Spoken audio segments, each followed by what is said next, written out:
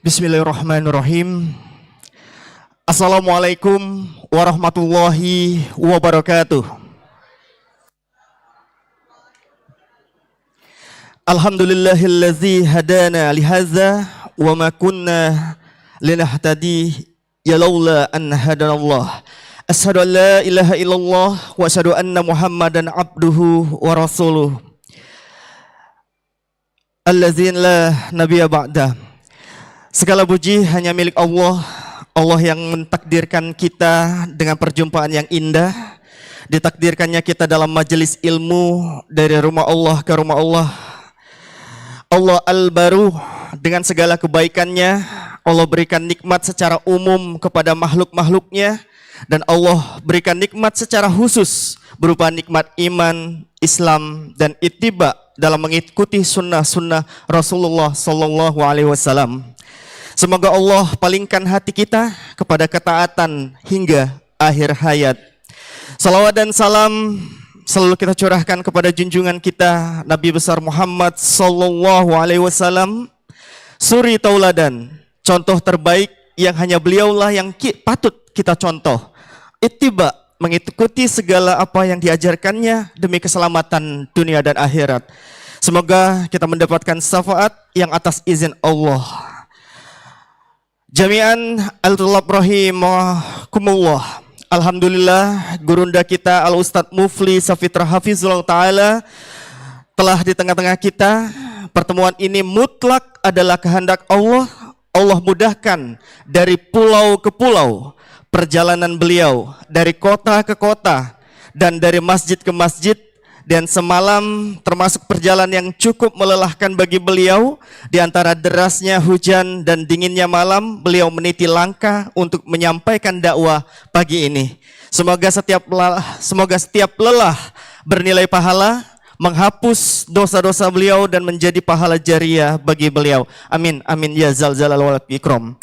Selamat datang pula gurunda kami Al-Ustadz Priyo Handoko Hafizullah Ta'ala yang akan menemani Al-Ustadz Mufli Safitra dalam tablik akbar hari ini bertemakan hijrah setengah hati. Dan kami juga mengucapkan terima kasih jazakumullah khairan jaza kepada segenap guru-guru kami, para asatidzah yang telah tergabung dalam forum komunikasi duat Palembang, yang dalam hal ini wabil khusus kami ucapkan jazakumullah khairan kepada Ustadz Edi Purwanto yang telah mengomandoi kami, memberikan arahan dan pelaksanaan untuk kegiatan di DKM Masjid Nur Hasanah ini. Beserta para ikhwan DKM Masjid Nur Hasanah yang telah meluangkan waktu, tenaga dan pikirannya untuk mendukung dan berjalannya dakwah ini. Semoga Allah membalas semua kebaikan dengan kebaikan dan limpahan keberkahan. Amin, amin ya Allah. Amin ya Rabbal Alamin. Jami'an al-tulab rahimakumullah, mewakili DKM Masjid Nur Hasanah, kami berpesan juga karena Allah Ta'ala agar kita tetap mempraktekkan adab-adab yang kita selalu jaga. Pertama, yakni meluruskan niat yang ikhlas. Kedua, mari kita menghormati para asatidzah, para gurunda-gurunda kita. Ketiga, sabar dan tekun, mendengarkan dan khusyuk serta mengikat ilmu dengan mencatat. Dan wabil khusus terutama untuk ummahat, para abuka yang membawa ananda, kami mohon untuk tetap menjaga ketenangan selama kajian berlangsung. Mari kita ajarkan ananda dengan untuk mengikuti kajian ini dengan baik dan penuh ketenangan, sehingga kita bisa bersama-sama menjaga kehusukan untuk tablik akbar hari ini. Amin, amin ya Rabbal Alamin. Baik, ikhwanifillah al-thalib jami'an rahimakumullah. Langsung saja mungkin untuk sesi yang pertama kami persilakan kepada gurunda kami Al-Ustadz Priyo Handoko Hafizullah Ta'ala untuk memulai. Tafadhol Ustadz. Barakallahu fiik. Bismillahirrahmanirrahim. Assalamualaikum warahmatullahi wabarakatuh. Alhamdulillah alladzi hadana lihada wa ma kunna linahtadiya laula an hadana Allah. Asyhadu an la ilaha illallah wahdahu la syarika lah. Wa asyhadu anna Muhammadan abduhu wa rasuluh. Salawatu rabbi wa salamuhu ala alihi wa ashabihi wa salama tasliman katsira amma ba'du. Alhamdulillah jamaah kaum muslimin wal muslimat, ikhwan dan akhwat yang semoga Allah Subhanahu wa taala senantiasa merahmati, meridhai kita semua untuk terus teguh dan tegar di atas agama Allah Subhanahu wa taala dan kita terus memohon kepada Allah Subhanahu wa taala agar Allah Subhanahu wa taala mematikan kita semua di atas agama Allah Subhanahu wa taala yang mulia ini. Amin ya rabbal alamin. Salawat serta salam semoga Allah Subhanahu wa taala senantiasa mencurahkan kepada baginda Nabi kita tercinta Nabi Muhammad sallallahu alaihi wasallam, yang kita bersyukur pula kepada Allah Subhanahu wa taala di mana Allah Subhanahu wa taala menjadikan kita semua salah satu pengikut setia Nabi kita tercinta sallallahu alaihi wasallam dan menjadi salah satu umat yang terbaik dari umat Nabi Muhammad sallallahu alaihi wasallam. Maka kita terus berusaha semaksimal mungkin dengan memohon berdoa kepada Allah Subhanahu wa taala agar Allah Subhanahu wa taala memberikan kemudahan kepada kita semua untuk mempelajari dan mengamalkan sunnah-sunnah Nabi kita tercinta sallallahu alaihi wasallam, dan Allah Subhanahu wa taala mengumpulkan kita semua bersama beliau sallallahu alaihi wasallam di surga yang tertinggi, surganya para nabi dan para rasul. Amin ya rabbal alamin. Jamaah kaum muslimin wal muslimat maka Allah Subhanahu wa taala, alhamdulillah yang pertama saya ucapkan jazakumullahu khairan kepada Al Ustaz Mufli Safitra hafizahullahu taala yang telah berkenan untuk menyempatkan hadir di tengah-tengah kita di kota Palembang ini untuk berbagi ilmu, yang dimana kita insyaallah ta'ala pada kesempatan kali ini akan banyak mendapatkan faedah istifadah dari beliau, yang ini pula adalah usaha kita untuk mendekatkan diri kepada Allah Subhanahu wa taala dengan mencintai para ulama, mencintai orang-orang yang mewarisi sunnah-sunnah Nabi kita tercinta sallallahu alaihi wasallam. Karena tidak mungkin kita mempelajari sunnah-sunnah Nabi sallallahu alaihi wasallam, agama ini, kecuali dari orang-orang yang telah mengambil langsung, mewarisi langsung dari warisan Rasulullah sallallahu alaihi wasallam. Semoga kebersamaan kita pada saat ini sebagai bukti tanda keimanan kita kepada Allah Subhanahu wa taala, dan Allah Subhanahu wa taala mengumpulkan kita semua bersama semuanya kaum muslimin, terkhusus bersama Nabi kita tercinta sallallahu alaihi wasallam di surga yang tertinggi. Amin ya rabbal alamin. Alhamdulillah, pada dasarnya Ustaz ya, ini ana sebenarnya pengganti saja sebenarnya. Sebenarnya banyak ustadz-ustadz yang lebih senior yang lebih layak untuk membersamai antum di sini, karena qadarullah ustadz-ustadz seniornya banyak yang berhalangan sehingga ana yang menggantikan.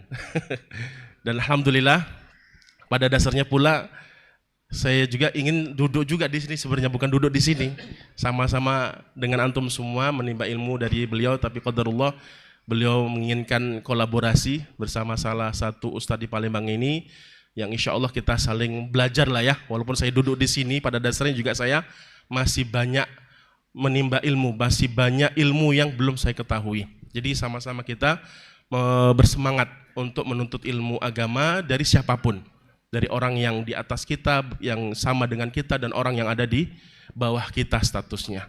Karena kita menuntut ilmu agama bukan karena siapa-siapa, bukan karena ustadz yang ganteng, bukan karena ustadznya mungkin lebih lucu, bukan karena ustadznya mungkin lebih senior, tetapi karena Allah Subhanahu wa taala. Itulah hijrah yang sebenar-benarnya hijrah. Betul Ustaz ya?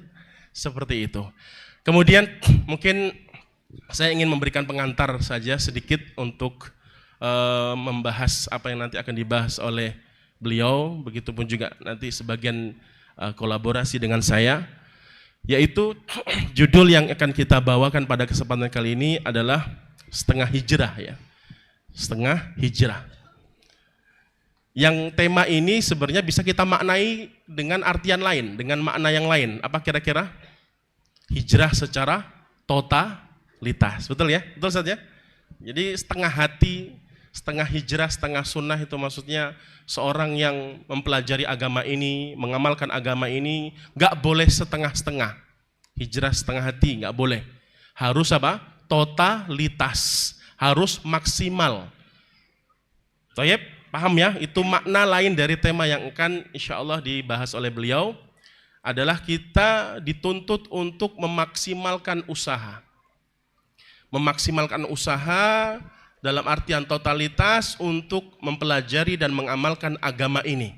Tidak boleh setengah-setengah. Kalau setengah-setengah, maka dapatnya setengah juga. Betul Ustaz ya? Gitu kan? Setengah-setengah juga. Maka ada banyak ayat yang menjelaskan tentang tema ini secara umum ya, secara global dari tema ini sangat-sangat banyak sekali ayat-ayat yang Allah sebutkan di dalam Al-Quran, begitupun hadis-hadis Nabi SAW. Yang ingin saya bawakan adalah di dalam surat Al-Baqarah ayat 208. Di mana kata Allah SWT apa? Ya ayyuhalladzina amanu udkhulu fis silmi kafah. Wahai orang-orang yang beriman, Allah menggunakan kata apa? Keimanan. Dalam artian apa? Perintah panggilan Allah Subhanahu wa taala kepada orang-orang yang betul-betul mengerti, memahami kehidupan akhirat. Ketika mereka tidak mengerti, tidak memahami tentang kehidupan akhirat, kehidupan setelah kematian, maka mereka tidak akan mau masuk ke dalam agama Islam ini secara maksimal, secara totalitas. Makanya Allah perintahkan dengan menggunakan ajakan, wahai orang-orang yang beriman, jika kalian betul-betul beriman kepada kehidupan setelah kematian, kehidupan akhirat, masuklah ke dalam agama ini, Islam, dengan kafah. Kata Abdullah bin Abbas radhiyallahu taala anhuma, maksud fisilmi di sini adalah al-Islam wa ta'ah. Masuk ke dalam agama Islam ini secara keseluruhan dan mentaati Allah dan Rasulnya secara utuh, tidak setengah-setengah itu memahaminya. Kemudian juga surat Fatir ayat 32. Kata Allah Subhanahu wa taala, "Tsumma awrasnal kitaba alladzi istafaina min ibadina." Kemudian kami warisi Al-Qur'an ini kepada hamba-hamba yang kami pilih. Jadi Allah pilih kita ini dari seluruh manusia yang begitu banyak yang tidak terhitung jumlahnya, mulai dari zaman Nabi Adam sampai nanti hari kiamat, Allah pilih kita semua untuk mendapatkan warisan apa? Al-Qur'an. Bukan uang, bukan emas perak, tapi apa? Al-Qur'an. Ternyata Allah Subhanahu wa taala bagi 3 kelompok dari mereka yang mendapatkan warisan Al-Qur'an ini, ilmu agama ini. Yang pertama apa? Faminhum zalimul linafsih. Yang pertama, mereka itu, di antara mereka itu adalah orang-orang yang mendolimi diri mereka sendiri. Maknanya apa? Sering melakukan kemaksiatan dan sering meninggalkan kewajiban-kewajiban. Yang kedua, kata Allah SWT, kelompok yang kedua, wa minhum muqtasidun. Orang yang kedua atau kelompok yang kedua dalam tubuh kaum muslimin, dalam tubuh umat Nabi Muhammad SAW adalah muqtasid, yang mereka hanya sekedar bersemangat mengerjakan yang wajib-wajib saja, tidak memaksimalkan untuk mengerjakan yang sunnah-sunnah, dan bersemangat hanya meninggalkan yang haram-haram saja, tidak bersemangat untuk meninggalkan yang makruh-makruh saja. Kemudian yang terakhir kata Allah SWT, kelompok yang ketiga, wa minhum sabiqun bil khairati biidznillah. Dan mereka adalah orang-orang yang terdepan dalam mengejar kebaikan atas izin dari Allah SWT, atas taufik dari Allah Subhanahu wa taala. Ayat ini menjelaskan kepada kita semua tentang berbeda-bedanya kita dalam mengejar surga Allah Subhanahu wa taala. Ada yang maksimal di kelompok yang ketiga tadi, ada yang kurang maksimal, ada yang biasa-biasa saja. Apa yang membedakan itu semua? Keimanan tadi.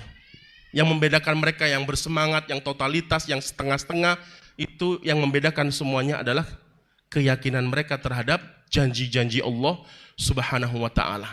Dari ayat ini juga sering sekali saya sampaikan di masjid ini dan di tempat-tempat yang lain, di mana jikalau kita diberikan pilihan, ini kan pilihan, seakan-akan Allah memberikan pilihan, ada yang seperti ini, ada yang seperti itu dalam memeluk agama Islam ini, ada yang kelompok yang pertama, kelompok yang kedua, dan kelompok yang ketiga. Kita ilustrasikan atau kita analogikakan kepada keyakinan kita terhadap dunia ini. Jikalau Allah berikan pilihan kepada kita semua untuk memilih menjadi orang yang kaya banget, atau kaya biasa, atau orang yang miskin, pasti kita akan memilih satu suara, satu sepakat apa? Semuanya pasti kita akan memilih paling kaya. Betul atau tidak? Maksudnya gini, giliran dunia kita mau totalitas, giliran dunia mau banting tulang, mau maksimal, nggak mau setengah-setengah.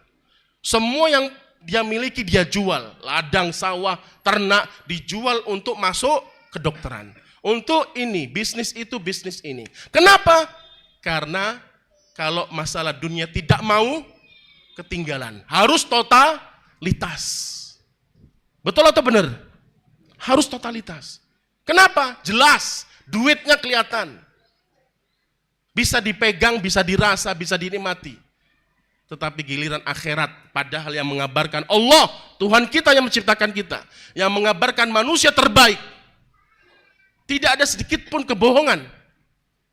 Yang Allah dan Rasulnya sampaikan kepada kita semua, terkadang kita bahkan seringkali kita kurang maksimal, setengah-setengah. Tahajud, aduh ngantuk banget 5 menit aja lah cukup, kurang maksimal. Baca Al-Quran 1 muka aja cukup lah, setengah halaman cukup. Kurang totalitas. Pakai cadar, pakai jilbab, kurang maksimal. Nanti dicontohkan oleh beliau, poin-poinnya, detail-detailnya. Kenapa? Karena pahala, karena dosa ataupun azab Allah, neraka Allah, surga Allah tidak terlihat. Maka kata Rasulullah SAW dalam riwayat At-Tirmidzi, ketika beliau menyebutkan kepada sahabat-sahabatnya tentang masalah keimanan, tentang masalah alam kubur. Kata beliau SAW, laula alla tadafanu, la da'autullaha an yusmi'akum adzabal qabri alladhi asma'u minni.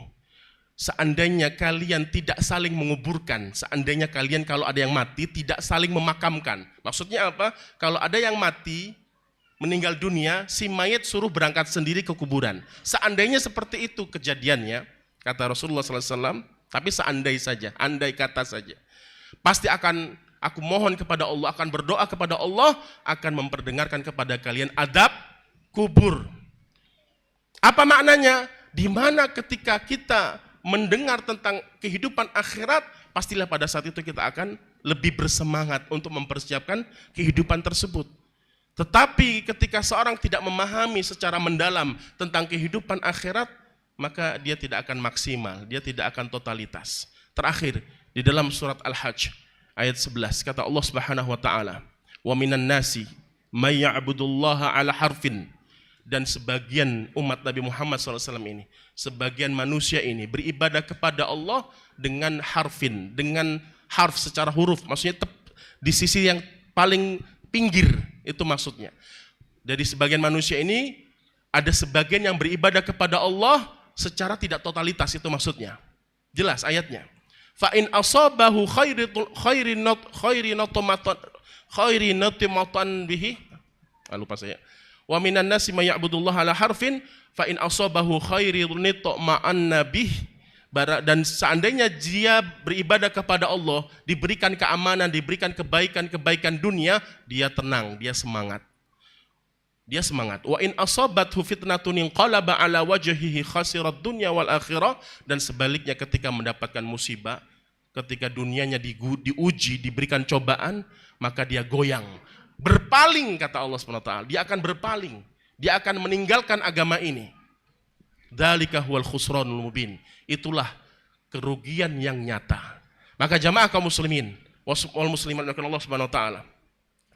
Beberapa ayat yang telah saya sampaikan tadi menunjukkan pentingnya kita memeluk agama Allah dan Rasulnya SAW ini secara totalitas, secara maksimal. Tidak setengah-setengah, tidak di tepi, kata Allah Subhanahu wa taala. Tidak hanya di tepi, masuk sekalian.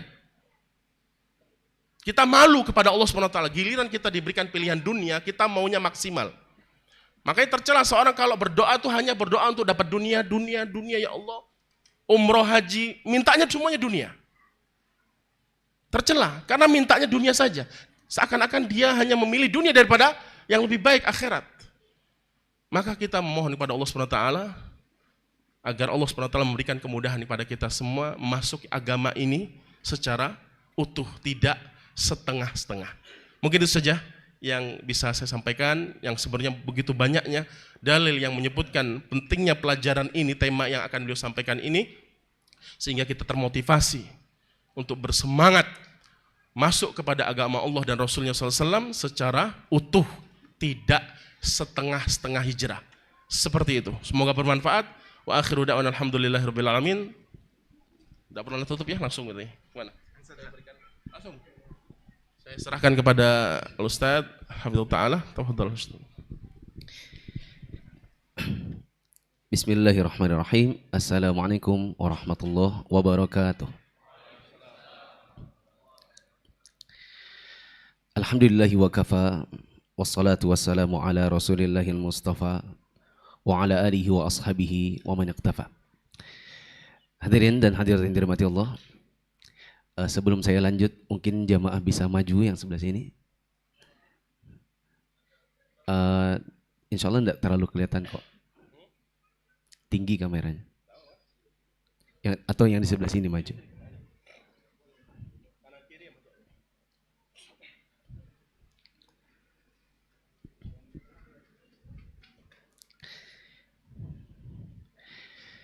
Kita bersyukur kepada Allah pada kesempatan pagi hari ini kita dipertemukan oleh Allah di salah satu dari rumah-rumahnya, yaitu di Masjid Nur Hasanah, Kota Palembang.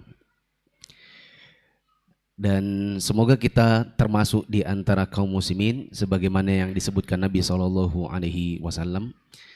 majtama'a qaumun fi baitin min buyutillah yatluna kitaballahi wa yatadarrusunahu bainahum illa nazalat alaihimus sakinah wa ghasyiyatuhumur rahmah wa hafathumul malaikah wa dzakarallahu fiman indah. Tidaklah berkumpul sekelompok orang di dalam salah satu dari rumah-rumah Allah yang di dalamnya mereka mengkaji ilmu agama, mempelajari kitabullah, mempelajari sunnah-sunnah Nabi SAW, melainkan akan diberikan kepada mereka ganjaran-ganjaran. Di antaranya adalah diberikan kepada mereka ketenangan. Maka kalau ada orang yang banyak masalah kehidupan, coba datang ke majelis ilmu. Siapa tahu di situ Anda temukan solusi dan ketenangan. Seperti orang banyak utang, maksudnya terjerat pinjol, itu solusinya bukan DM Ustadz dan berkata, Ustadz tolong pinjamkan saya. Emangnya Ustadz pabrik duit? Ini kalau buka Instagram banyak Ustadz. Ikhwan-ikhwan yang akunnya Ummu Fulana, Abu Fulan, DM-nya isinya minta pinjam uang. Ustadznya juga kalau pengen pinjam uang, pengen juga rasanya. Ya. Kalau terjerat yang demikian, maka coba datang ke majelis ilmu supaya dapat ketenangan. Kemudian dilimpahkan rahmat. Siapa tahu di majelis ilmu kemudian dapat solusi. Kemudian malaikat akan menaungi para penuntut ilmu yang ada di situ. Dan Allah akan menyebut nama-nama mereka di sisi para malaikat. Teman-teman yang dirahmati Allah, kajian kita pada pagi hari ini itu ibarat vitamin. Teman-teman mungkin kalau sering kajian ya, insya Allah mungkin pernah dengar hadis Nabi SAW ketika ada sekelompok dari sahabat Nabi, mereka safar bareng. Ternyata satu dari mereka terkena batu di bagian kepala sehingga robek di kepalanya. Malam harinya dia mimpi basah. Karena dia mimpi basah, maka dia mau mandi, tapi masalahnya kepalanya ada luka menganga. Maka dia minta fatwa kepada yang lain. Dia bilang, menurut kalian, apakah saya ini harus mandi? Apakah bisa kalau tidak usah mandi? Tayamum saja begitu. Maka yang ditanyai tanpa ilmu bicara, mereka mengatakan, kami tidak melihat kecuali kamu harus mandi junub. Maka laki-laki ini karena fatwa temannya mandi.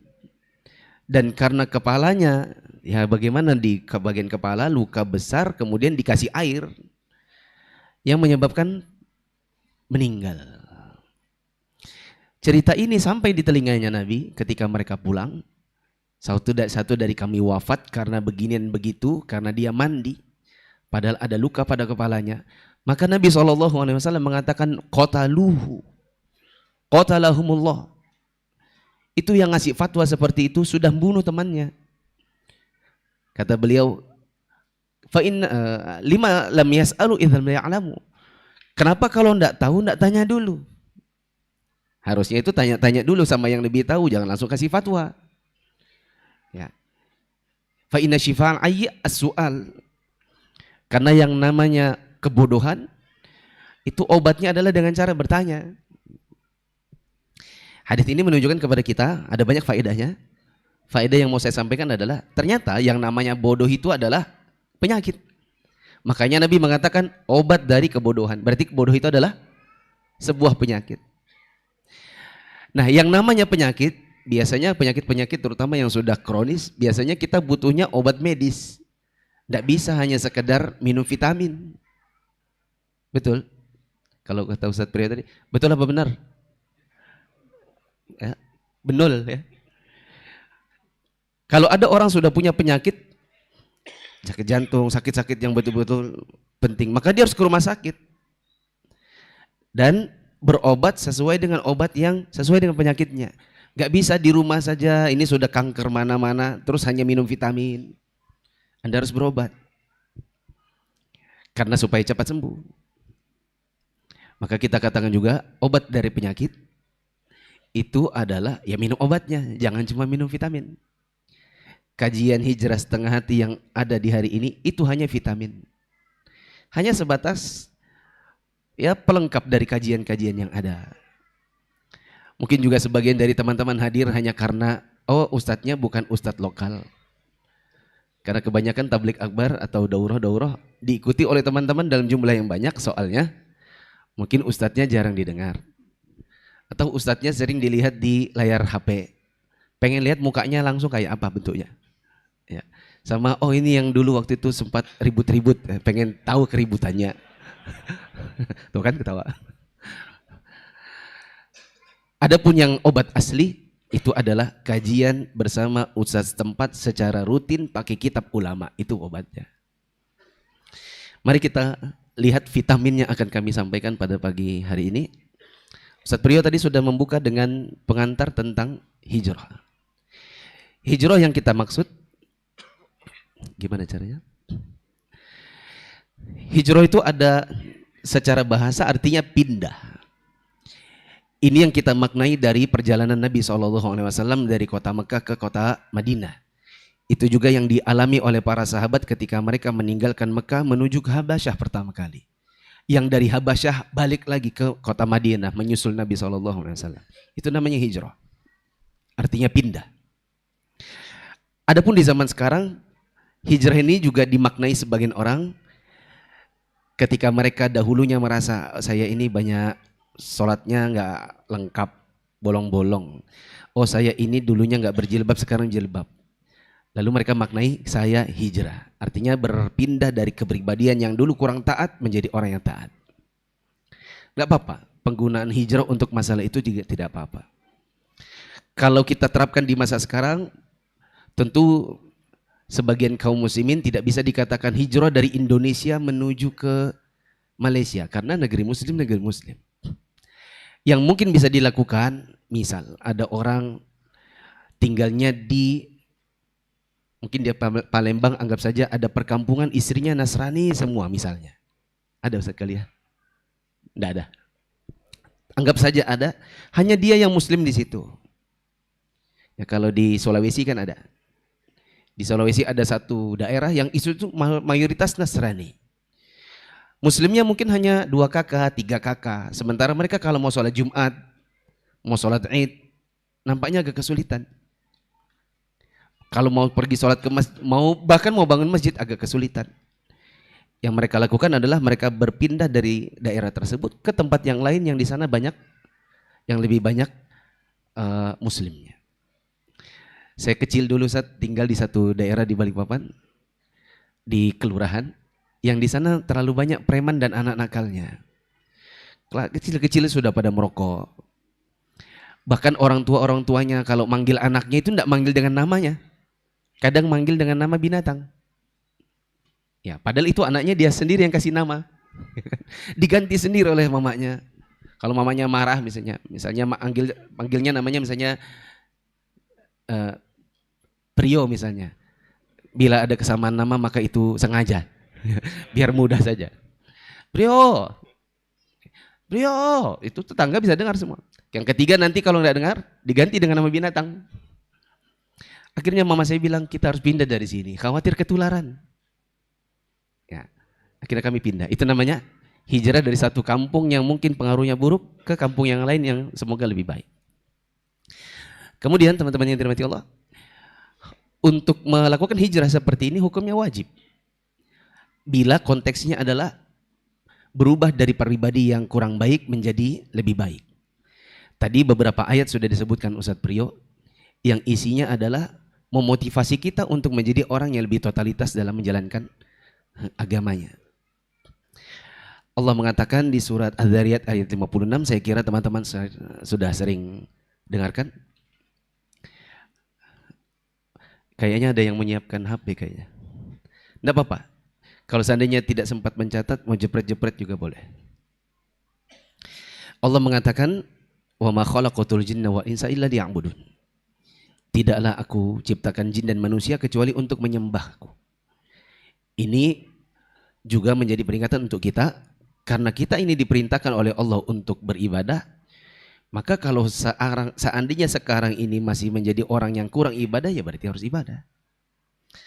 Kemudian Allah juga mengatakan di surat Al-Mu'minun ayat 115, "Afahasibatum annama khalaqnakum abatha?"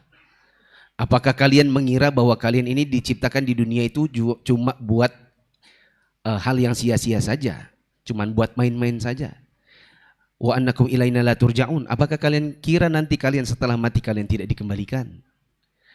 Ini sindiran-sindiran dari Allah yang menunjukkan bahwa kita kalau seandainya masih terlena dengan diri kita yang mungkin kurang ibadah, terlalu banyak style, ya, maka Allah ajak kita untuk bisa berubah.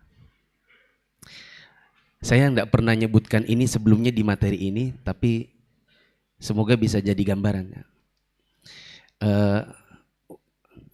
Saya dulu hijrahnya 2005.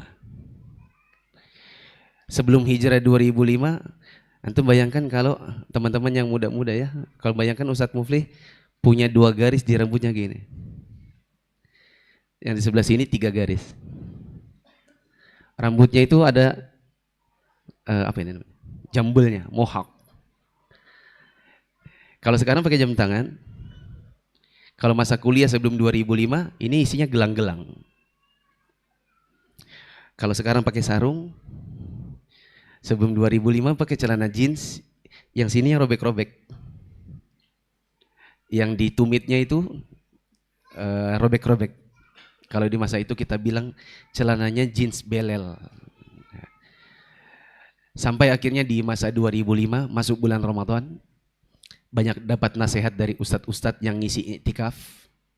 Karena kebetulan sama orang tua, kamu udah usah pulang sana aja di Jogja. Kebetulan juga banyak teman satu asrama nggak pulang, akhirnya ikutan. Orang iktikaf, kita ikut iktikaf.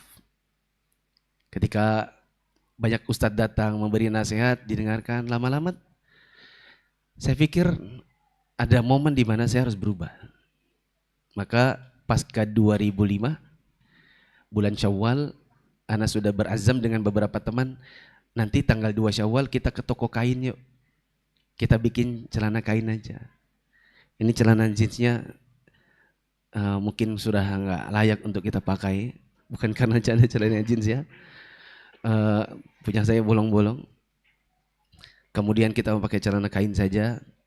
Terus lihat kakak-kakak kelas itu ada yang sudah di atas mata kaki. Kita tanya-tanya, kenapa sih harus di atas mata kaki? Mereka ceritakan begini dan begitu. Akhirnya kita bikin celana juga di atas mata kaki. Saya masuk kampus, Ustadz, yang biasanya rambutnya mohawk dan ada garis, berubah jadi belah samping. Yang biasanya pakai gelang tiba-tiba jadi jam. Pakai baju koko, celananya celana kain. Begitu masuk kampus setelah Ramadan, teman-teman datangin, Masya Allah ya Allah Mufli, astagfirullah, apa yang terjadi padamu? Gitu. Kamu sakit apa Mufli? Gitu. Ya. Kok jadi begini? Katanya. Alhamdulillah dapat hidayah Ramadan. Semoga Ramadan besok semakin banyak yang lebih baik lagi. Ya. Kemudian, bagi orang yang mau hijrah, dia akan dapat ganjaran. Ganjarannya Allah Subhanahu wa taala katakan di surat Az-Zumar ayat 53. Allah bilang, "Qul ya ibadiyalladzina asrafu ala anfusihim la taqnatu min rahmatillah." Nah, ganjarannya nih. Ya, apa kata Allah? Wahai hamba-hambaku yang melampaui batas pada dirinya sendiri,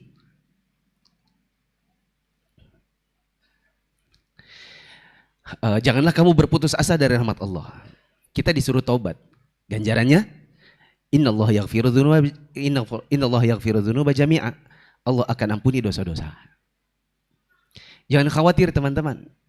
Seandainya dari kita di sini ada yang menyimpan rahasia dirinya, misalnya dahulu suka melakukan hal-hal yang sifatnya maksiat, perzinahan sekalipun, simpan buat Anda sendiri.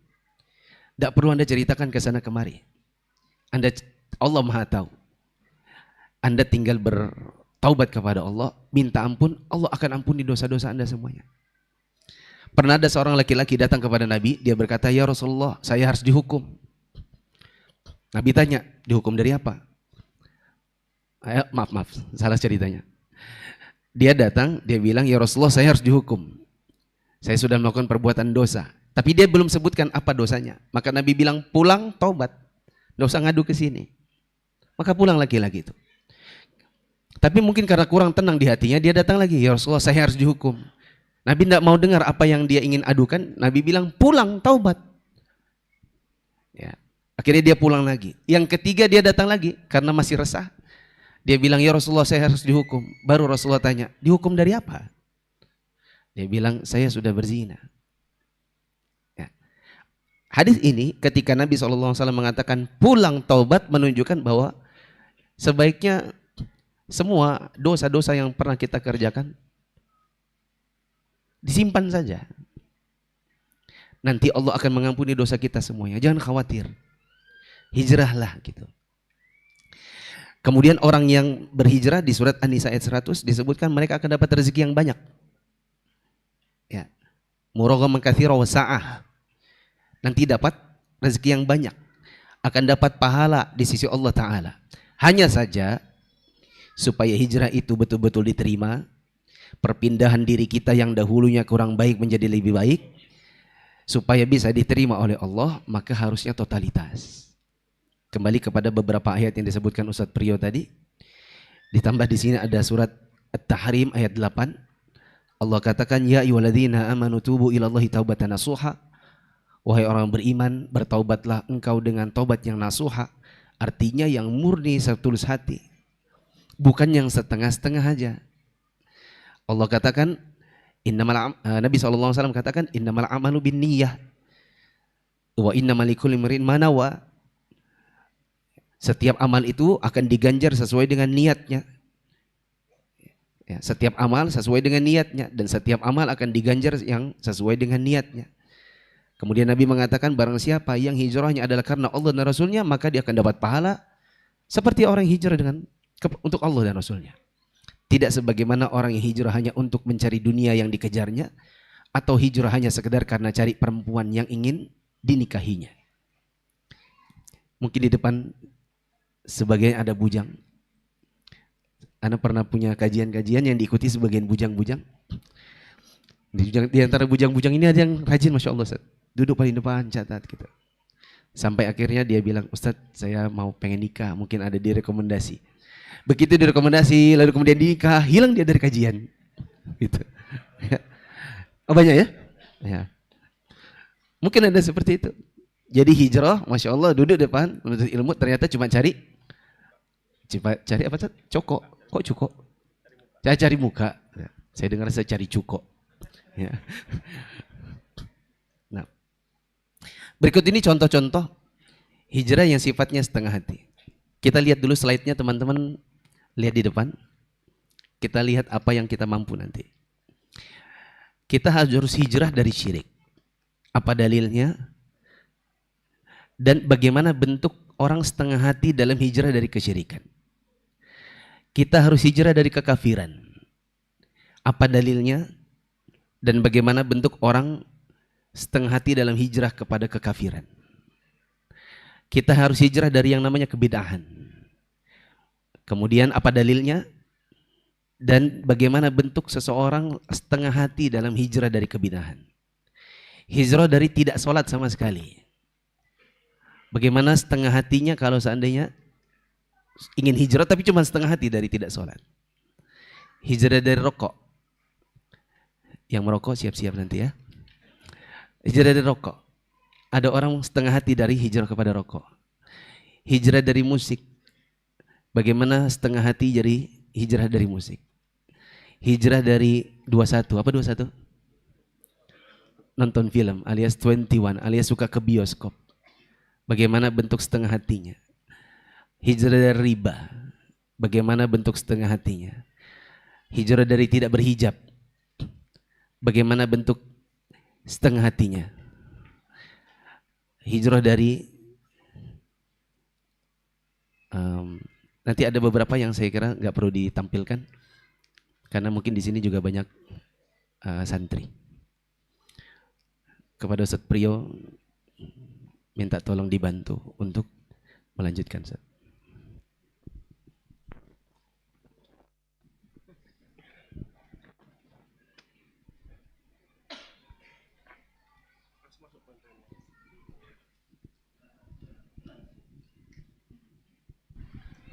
Bismillah.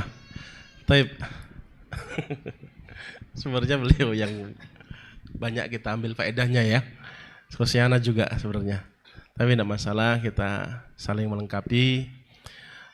Langsung masuk ke poin tema kita, beberapa contoh ya. Yang pertama adalah kesyirikan.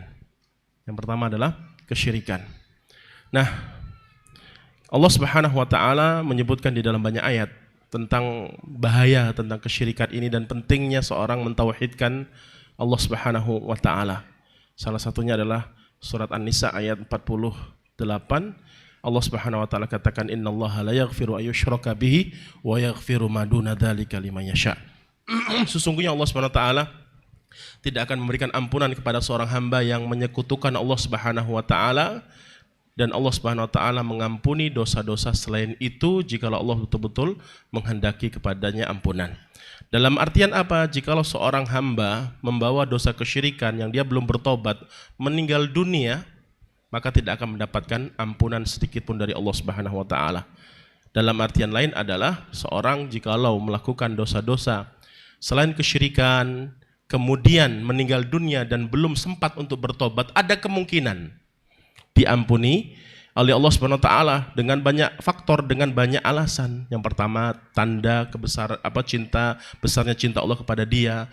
Mungkin ada kebaikan-kebaikan, amalan soleh yang dia kerjakan yang sehingga Allah mengampuni, menghapus dosa-dosa dia atas kebaikan yang dia lakukan. Sebagaimana Nabi SAW mengatakan, ittaqillah haitsu ma kunna wa atbi sayyi'ata hasanata tamhuha. Berusahalah untuk menghapus dengan mengikuti kesalahan-kesalahan kita dengan memperbanyak amalan soleh, karena amalan soleh akan menghapus dosa-dosa, keburukan-keburukan. Nah, macam-macam kesyirikan sangat banyak atau bentuk-bentuknya sangat-sangat banyak. Sebagaimana yang dijelaskan oleh para ulama, ada yang namanya syirik besar, ada yang namanya syirik kecil, yang dimana khusus untuk kita ini mustahil lah. Insya Allah ya, mustahil, khusus untuk kita ini mustahil untuk kita melakukan kesyirikan besar ketika kita sujud kepada selain Allah, sujud kepada batu, sujud kepada pohon-pohon, meminta kepada kuburan, meminta kepada jin. Insya Allah enggak sampai kita melakukan hal-hal tersebut, kesyirikan-kesyirikan yang model-model tersebut, ya kan ya. Tapi syaitan tidak putus asa, syaitan tidak kehilangan akal untuk menyesatkan kita, untuk memalingkan kita kepada Allah SWT, dari Allah SWT. Kita dibuat untuk melakukan kesyirikan-kesyirikan yang kita terkadang tidak kita sadari kita telah terjerumus di dalam kesyirikan yang bentuknya tidak separah yang sudah saya sebutkan sebelumnya tadi. Contoh apa? Contohnya misalkan kita kurang tawakal kepada Allah SWT, kurang maksimal menyerahkan seluruh urusan kepada Allah, bergantung kepada manusia, bergantung kepada selain Allah, intinya itu, bergantung kepada kepintaran kita, bergantung kepada harta kita. Jangan dikira itu bukan kesyirikan, itu juga dikatakan apa? Kesyirikan. Di mana tanda-tanda keimanan seseorang adalah Allah sebutkan dalam surat Al-Anfal ayat 2, innamal mu'minuna alladzina idza dzukirallahu wajilat qulubuhum wa idza tuliyat 'alaihim ayatuhu zadatuhum imana wa 'ala rabbihim yatawakkalun.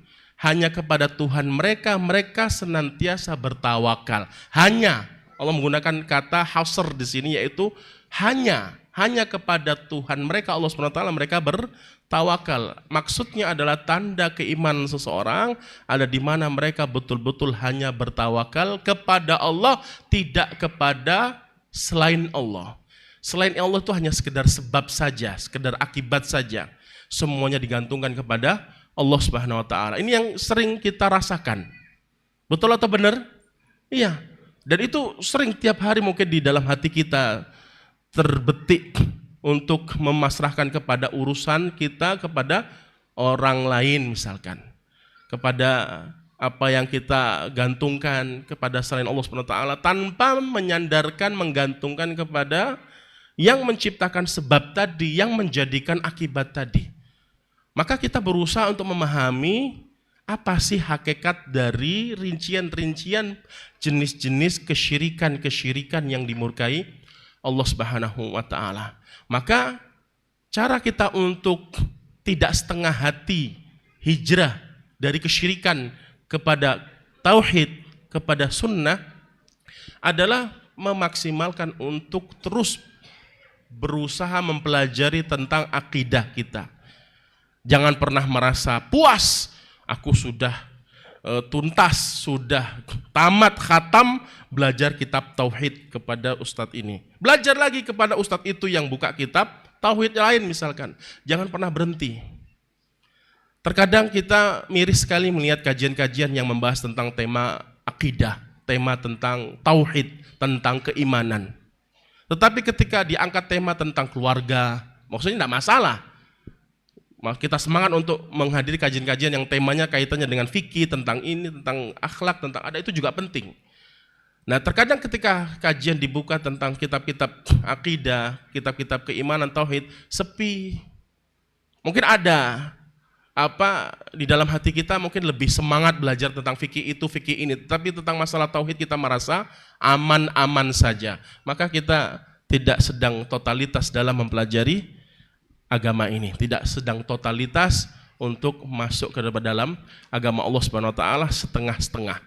Sehingga kita kurang maksimal untuk menjauhi apa yang Allah larang tadi dari kesyirikan ini. Gitu ya? Seperti Ustaz mungkin bisa sampaikan. Sebenarnya konsep dari hijrah dari syirik ini yang di kepala saya itu hijrah syirik dari syirik besar. Seperti nyembah kubur yang Ustaz contohkan tadi. Ternyata Masya Allah Ustaz Priyo menyasar ke yang lain. Di luar dari yang saya duga ya. Karena biasanya gini Ustaz, kita sampaikan di kampung-kampung. Di kampung-kampung masih banyak. Kita bisa nyasar hijrah dari kesyirikan ini seperti pakai jimat. Makanya di sini saya bikin contohnya, orang katanya hijrah dari syirik, tapi kalau untuk adat yang sifatnya turunan nenek moyang tetap diikuti. Ya, tapi Masya Allah ini tadi sudut pandang yang berbeda yang saya baru sadar juga. Karena iya mungkin yang hadir di sini rata-rata mungkin yang sudah ngerti tentang tauhid, tapi kurang sadar pada syirik dari sisi yang lain, yaitu syirik kecilnya. Ya. Karena memang syirik kecil itu seperti namlatun sauda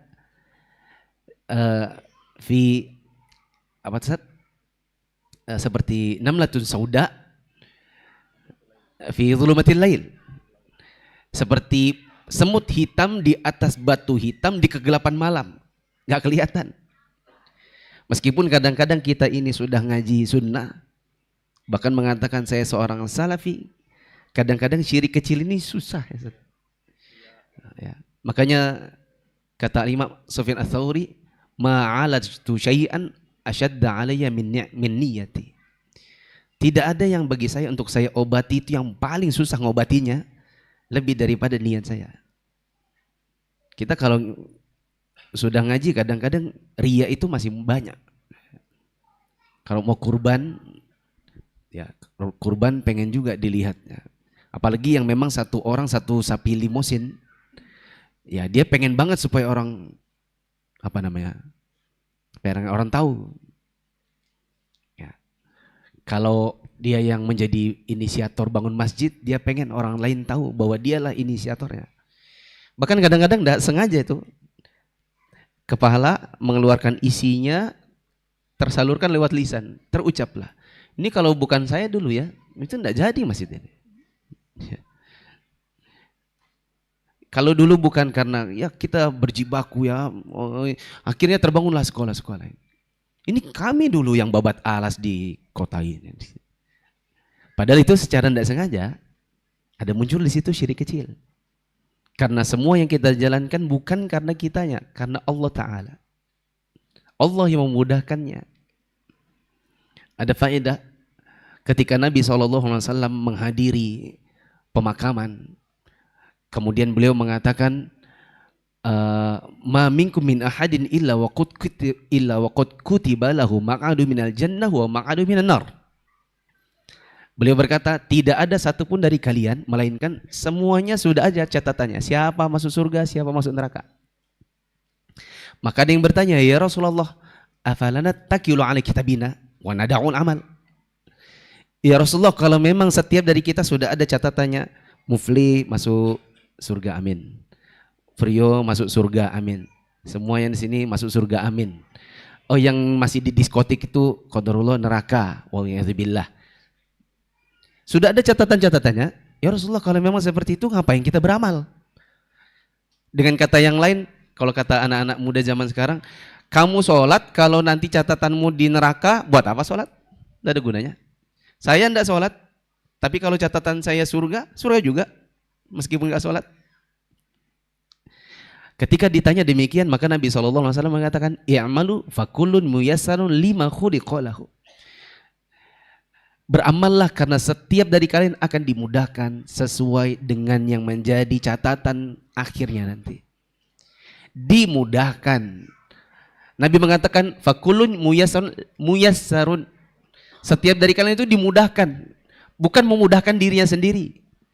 Dengan pengertian yang lain, bahwa kita mampu beramal itu bukan karena kitanya.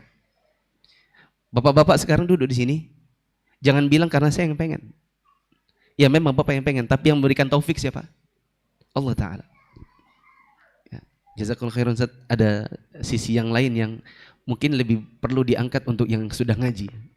Ya. Ada pun yang ini sudah terlanjur saya buka. Contohnya masih suka adat-adat nenek moyang. Ya mungkin kalau di kita sudah jarang, kita skip saja. Berikutnya adalah hijrah dari kekafiran. Allah Subhanahu wa taala mengatakan, "Rubama yawaddul ladzina kafaru law kanu muslimin." Di akhirat nanti orang-orang kafir itu punya angan-angan, seandainya dahulu waktu di dunia mendingan jadi muslim saja. Di zaman sekarang banyak orang muslim yang sudah jadi orang muslim, orang mukmin, tapi pengennya jadi kayak orang kafir. Sementara di hari kiamat nanti orang kafir pengennya jadi muslim. Di dunia orang muslim pengen kayak orang kafir. Bagaimana contohnya? Satu, ini setengah hati ya. Anda muslim, ketika Anda punya kerabat sekalipun dalam kondisi kafir dan dia wafat dalam kondisi kafir, maka haram bagi Anda untuk mendoakan dia dapat pengampunan. Meskipun bapak dan ibu kandung. Kalau ada yang berkata, ya Ustaz, berarti berat ya. Maka kita katakan, mumpung orangnya masih hidup, segera doakan dia dapat hidayah dan usahakan hidayah itu sampai. Waduh Ustaz, berat. Memang berat, tapi akan lebih berat lagi ketika ternyata orang tua Anda masih kafir dan wafat dalam kondisi kafir, lalu Anda tidak bisa mendoakannya. Ini yang pernah terjadi sama Nabi SAW. Dalam kisah yang sering ngaji, insya Allah tahu. Kalau belum tahu berarti banyaklah ikut kajian. Nabi SAW punya paman namanya Abu Talib. Abu Talib ini wafat dalam kondisi kafir karena termakan hasutan dari beberapa orang yang berdiri di sebelahnya, diantaranya Abu Jahal yang mengatakan, ya Abdul Muttalib, ya Abu Talib, atarghabu an millati Abdul Muttalib. Wahai Abu Talib, apakah kamu tidak rasa sungkan dengan agama bapakmu Abdul Muttalib? Ya, akhirnya wafat Abu Talib dalam kondisi kafir karena nggak enak sama agama nenek moyang. Maka Nabi SAW mengatakan, la astaghfiruna laka ma lam unha. Saya akan minta ampun untuk Abu Talib selama Allah tidak melarang. Dan datanglah larangan. Di surat At-Taubah ayat 113. Allah katakan, "Ma kana lin-nabiyyi walladzina amanu an yastaghfiru lil musyrikin walau kanu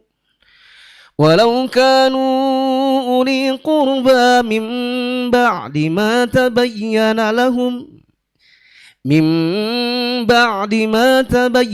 lahum annahum ashabul jahim." Tidak pantas bagi seorang nabi. Ini teguran Allah kepada nabi waktu nabi mendoakan ampunan bagi Abu Thalib. Tidak pantas bagi seorang nabi dan juga tidak pantas bagi orang beriman. Bila nabi tak pantas, apalagi orang yang di bawahnya. Untuk apa? Memintakan ampun bagi orang-orang yang musyrik. Walaupun orang musyrik itu adalah kaum kerabatnya sendiri, setelah jelas bagi mereka bahwa orang-orang musyrik itu penghuni neraka jahanam. Maka yang boleh bagi kita adalah sekedar mendoakan hidayah waktu mereka hidup. Begitu mereka wafat dalam kondisi masih kafir, maka tidak boleh doakan pengampunan. Contoh setengah hijrah yang lain, misalnya ikut-ikut dengan hari raya orang kafir. Waktu Covid di sini orang bisa sholat di masjid, Ustaz? Sebagian bisa. Ramadan pertama di rumah apa di masjid? Kebanyakan di rumah. Waktu di rumah mungkin bapak-bapak yang berstatus sebagai suami tiba-tiba jadi imam di rumahnya, betul ya? Ya. Baru setelah itu, aduh aku nggak banyak hafalan, harus ngafal gitu. Karena kurang hafalan, maka rakaat 2 di tarawih pasti surat andalan. Apa andalannya? Qul huwallahu ahad. Tidak apa-apa. Ini sepertiga Al-Quran. Ya, bukan sepertiga pahala, tapi sepertiga isi. Al-Ikhlas itu sepertiga Al-Quran dari sisi konten. Ada kata-kata lam yalid, Allah tidak beranak dan tidak diberanakan. Kan dari situ jelas Allah tidak beranak, tidak diberanakan. Siapa yang bilang Allah beranak dan diperanakan, maka dia kafir. Acara Natal itu adalah acara perayaan kelahiran anak Tuhan. Maka siapa yang ikut-ikutan di situ seolah-olah dia membenarkan adanya kelahiran anak Tuhan atau Tuhan dilahirkan. Tidak boleh harusnya kita ikut-ikutan. Tapi meskipun ngaji, meskipun sudah salafi, sebagian dari teman-teman itu masih ada yang ikut. Karena yang paling berat itu adalah kalau diundang bos di kantor. Ya kan? Tadi benar. Karena kalau diundang cuma sama keluarga, satu tetangga, dia bisa. Oh, sorry ya, saya sudah muslim mukmin. Tapi begitu bos di kantor bikin email pribadi, japri, tolong semuanya kumpul di rumah saya tanggal 25 Desember. Bingung dia, aduh gimana ya, forward ke Ustadz mohon petunjuknya, saya diundang. Sudah tahu dia nggak boleh datang, tapi dia pengen cari biar Ustadznya bilang boleh gitu kan. Ustadz tolong mohon pencerahannya, saya diundang bos untuk ikut acara Natal, apakah boleh? Dia tahu jawabannya apa?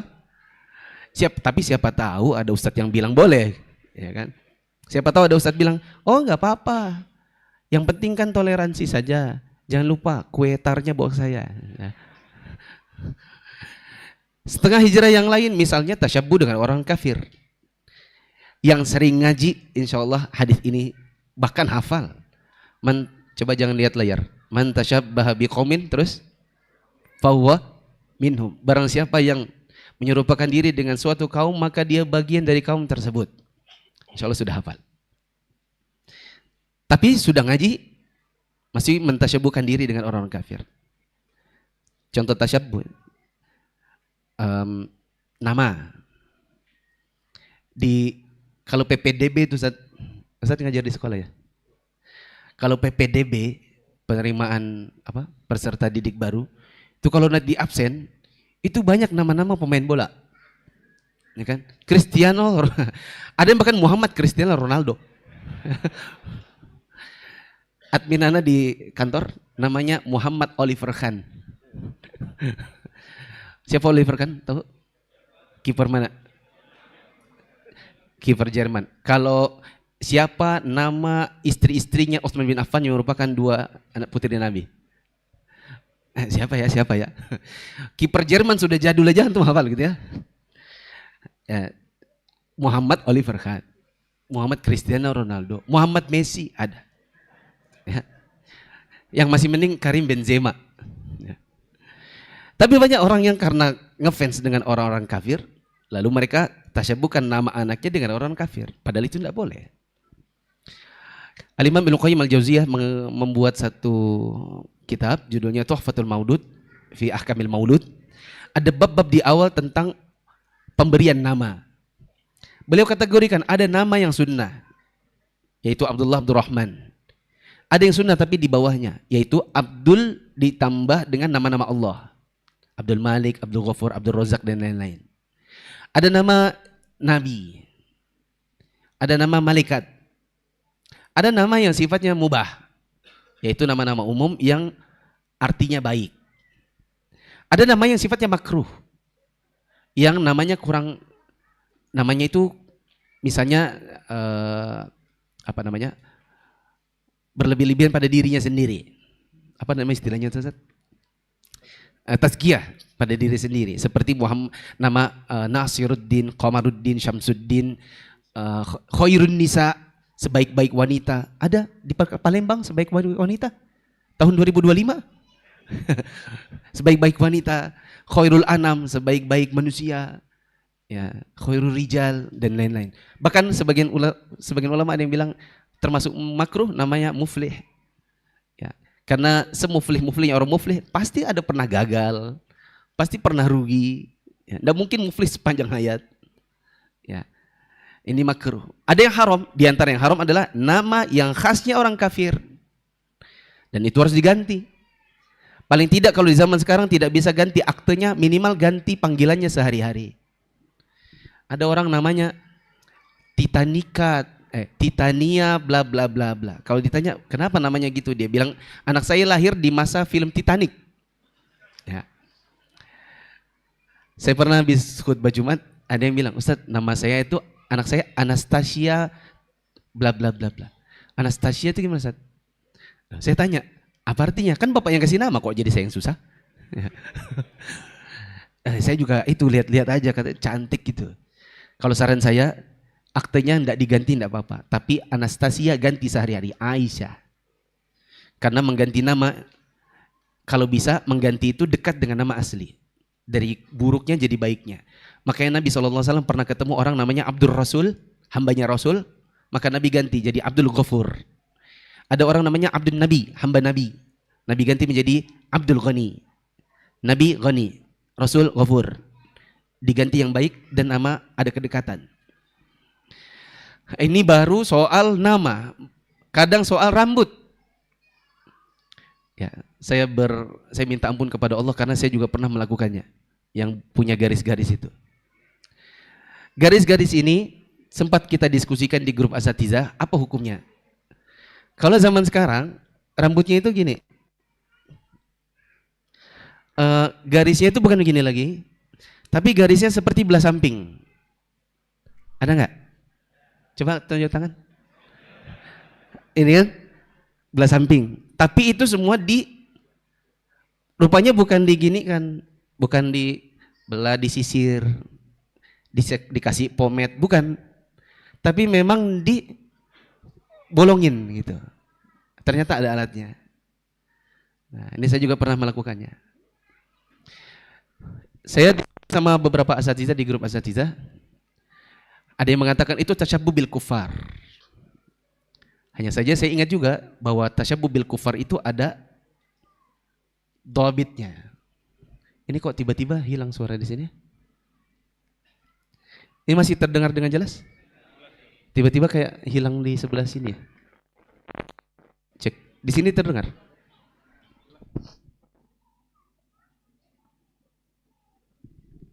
Jadi sebagian ustadz mengatakan ini tasyabbuh dengan orang kafir. Tapi karena di Indonesia sudah banyak yang melakukannya, bahkan banyak orang muslim, bahkan dijadikan ciri-cirinya tentara, polisi gitu ya. Banyak yang seperti itu. Bahkan anak kecil. Maka saya berkomentar, saya nanya tapi saya tetap ikut ikut diskusi. Kalau dihukumi tasyabbuh bil kufar nampaknya terlalu jauh karena di zaman sekarang yang namanya tasyabbuh bil kufar itu kan bisa berbeda zaman, bisa beda tempat, bisa beda juga. Contohnya pakai celana jeans. Pakai celana jeans mungkin ada masa dahulu kita berkomentar itu adalah tasyabbuh bil kufar. Tapi ternyata bahan jeans diproduksi di Indonesia, negeri muslim. Dan orang muslim banyak yang pakai. Maka sudah hilang, tidak bisa dikatakan lagi tasyabbuh bil kuffar. Ya. Dan celana jeans pendapat yang benar, yang saya yakini sekarang, bila memang ada kebutuhan boleh dipakai. Contoh kebutuhan, saya pernah ketemu dengan teman yang kerjanya dia naik tower. Dia ketemu saya berkali-kali ketemu pakai celana jeans. Maka saya tanya, antum pakai celana jeans ini nggak ada celana kain atau bagaimana? Anu Ustaz, celana jeans ini kebutuhan kerja. Karena kalau pakai celana kain, sudah banyak celana kain saya bolong. Karena di ujung tower itu banyak tajam-tajam. Setiap turun mesti bolong-bolong, robek-robek. Sedangkan celana jeans itu yang kuat. Jadi saya pakai ini karena kebutuhan kerja. Ya, tidak bisa dihukumi tasyabbuh bil kuffar. Termasuk yang ini, rambut yang digaris. Tapi alhamdulillah dapat faidah dari Ustadz Sofyan Baswedan, hafizahullah. Beliau mengatakan yang awal azhar li, yang lebih nampak buat saya itu bukan tasyabbuh bil kuffar, tapi tasyabbuh bil fusaq. Tasyabbuh dengan orang-orang fasik. Karena biasanya yang rambutnya dibolongi seperti itu umumnya fusaq. Kalaupun tidak, maka minimal itu qaza. Karena qaza itu kan membotaki sebagian rambut, membiarkan sebagian yang lain. Dan itu termasuk dibotaki. Lanjut. Tadi tasyabbuh dengan nama, dengan rambut, tasyabbuh dengan baju. Misalnya seseorang sangat suka dengan Ronaldo. Ya, bajunya itu banyak. Yang nomor berapa? Nomor 7. Ya, namanya jelas-jelas di belakang. Ronaldo. Dia sangat suka. Bahkan kecintaan kita kepada orang kafir yang berlebihan itu sudah bisa menjatuhkan kita ke dalam kefasikan. Contoh yang lain, safar ke negeri kafir bukan untuk darurat atau hajat. Dan di sana tidak mampu menjaga agama. Ini juga tidak boleh. Termasuk di antara hijrah dari kekafiran yang cuma setengah hati apabila ada orang ditanya, Bapak sudah pernah ke Mekah, Madinah? Oh nanti insya Allah pas pensiun aja sama istri saya. Tapi Bapak sering banget ya ke Singapura, Paris, Amerika. Oh itu healing. Saking seringnya healing, hilang. Sering hilang pergi ke negeri kafir, jalan-jalan. Ditanya apa keperluannya? Gak ada, cuma sekedar buang-buang, ya menghargai diri sendiri yang sudah capek bekerja. Jadi kita nabung biar bisa jalan-jalan ke sana. Kenapa Anda gak nabung buat haji dan umroh? Ya. Udah gitu kalau mau haji umroh, mikir dulu. Berapa? 28 juta. Ih mahal. Bapak mau yang berapa? Yang 25? Ada. 25, 22 bahkan ada. Tapi yang pakai bis 5 kilo dari Masjidil Haram. Wih jauh. Mikirnya banyak. Ya. Adapun safar ke negeri kafir bila ada darurat atau hajat boleh. Seperti orang yang pergi ke Singapura karena di Palembang tidak ada pengobatannya. Mungkin dia ada sakit.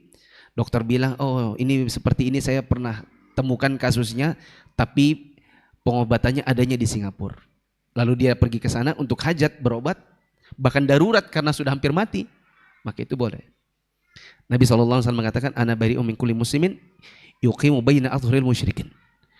Aku berlepas diri dari orang muslim yang tinggal domisili bareng-bareng, nyaman, santai dengan orang-orang musyrik.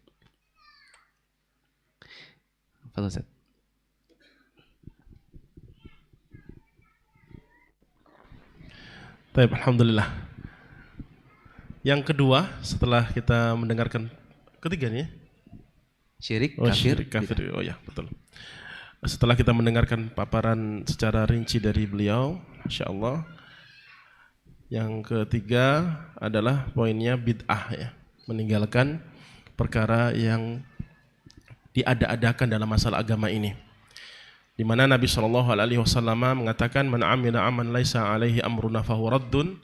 Barang siapa melakukan amalan dalam agama ini, perhatikan poinnya, amruna, perkara agama, bukan perkara baru, kaitannya dengan perkara dunia. Silakan mau melakukan apapun dari perkara-perkara mubah dari dunia ini, asalkan tidak bertentangan dengan agama, boleh silakan berkreasi, berinovasi. Tapi kalau masalah agama nggak boleh berkreasi, nggak boleh mengadang-adakan sesuatu yang tidak diajarkan oleh Rasulullah SAW, maka semuanya akan tertolak.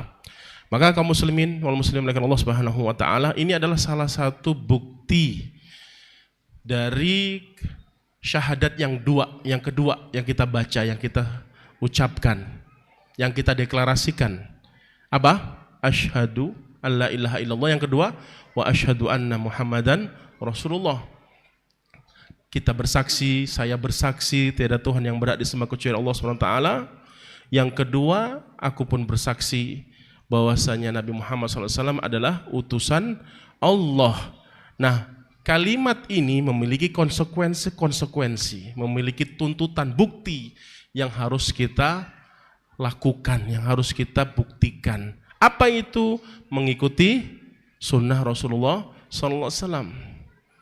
Karena kita menjadikan beliau adalah Nabi Allah Subhanahu wa taala, utusan Allah Subhanahu wa taala, suri tauladan yang terbaik, maka kita harus mengikuti sunnah Nabi sallallahu alaihi wasallam. Bahkan itu salah satu bukti cinta kita kepada Allah Subhanahu wa taala yang Allah katakan dalam surat Ali Imran ayat 30. Apa? Qul in kuntum tuhibbunallaha fattabi'uni yuhibbukumullah wa yaghfir lakum dunubakum. Seandainya kalian atau jikalau kalian betul-betul, katakan Muhammad kepada mereka semua, kepada umatmu, jikalau kalian betul-betul mencintai Allah dan mencintai Rasulullah sallallahu alaihi wasallam, maka ikutilah aku, yaitu Nabi Muhammad sallallahu alaihi wasallam, maka Allah akan mencintai kalian dan mengampuni segala dosa-dosa kalian. Maka ini pondasi agama kita yang mendasar, yang sangat penting untuk kita pahami betul. Dari perkara-perkara agama ini, manakah yang harus kita kerjakan, manakah yang harus kita tinggalkan. Karena kita beragama, kita menjalani agama ini semuanya karena Allah Subhanahu wa taala. Pastinya kita mengharapkan sesuatu dari apa yang kita usahakan. Mungkin dari perkara dunia yang kita niatkan ibadah, kemudian kita mengerjakan agama ini, melakukan ibadah-ibadah, kebaikan-kebaikan yang diajarkan oleh Allah dan Rasulnya SAW, semuanya itu kan kita mengharapkan apa? Pahala. Mengharapkan apa? Kebaikan. Mengharapkan apa? Ganjaran besar di dunia maupun di akhirat. Nah, yang memberikan semua kebaikan, pahala, ganjaran dari semua kebaikan yang kita kerjakan siapa? Allah Subhanahu wa taala. Maka kita berusaha untuk mengikuti apa yang diperintahkan oleh Allah dan Rasulnya SAW, sehingga kita betul-betul mendapatkan pahala dari Allah Subhanahu wa taala. Jikalau kita beribadah kemudian kita tidak memahami ibadah yang kita lakukan tadi, tidak di atas ilmu, hanya sekedar yang penting baik, dan bisa jadi itu ternyata terlihatnya saja baik, ternyata itu bertentangan dengan agama Allah dan Rasulnya SAW, maka kita tidak dikatakan orang yang sedang berhijrah secara utuh, secara totalitas. Karena kita masih beragama dengan perasaan. Nah, ini terkadang kita masih belum maksimal dalam berhijrah, beragama sesuai dengan perasaan. Terkadang kita beribadah karena orang lain, karena cocok-cocokan dengan hati kita. Ternyata yang kita lakukan tidak sesuai dengan sunnah Nabi Sallallahu Alaihi Wasallam. Maka kita buktikan dengan cara kita mempelajari, semakin semangat kita mempelajari agama ini, sunnah Nabi Sallallahu Alaihi Wasallam, sehingga kita beragama di atas ilmu. Di atas ilmu. Sebagian ikhwan ataupun sebagian para akhwat yang sudah mengaji, terkadang mereka bertanya kepada seorang ustadz setelah melakukan apa yang mereka bingungkan. Seharusnya seorang mukmin, seorang mukminah ketika hendak melakukan sesuatu atau meninggalkan sesuatu, ilmui terlebih dahulu. Jangan lakuin dulu karena sesuai dengan perasaan atau karena tuntutan atau karena kebutuhan, baru tanya. Itu yang salah. Maka kita tidak sedang dikatakan orang-orang yang bersemangat mempelajari agama ini berhijrah secara totalitas. Dan banyak pertanyaan-pertanyaan yang juga masuk kepada saya, di mana Ustaz, saya sudah melakukan ini, melakukan itu, apa sih hukumnya? Dia katakan sudah.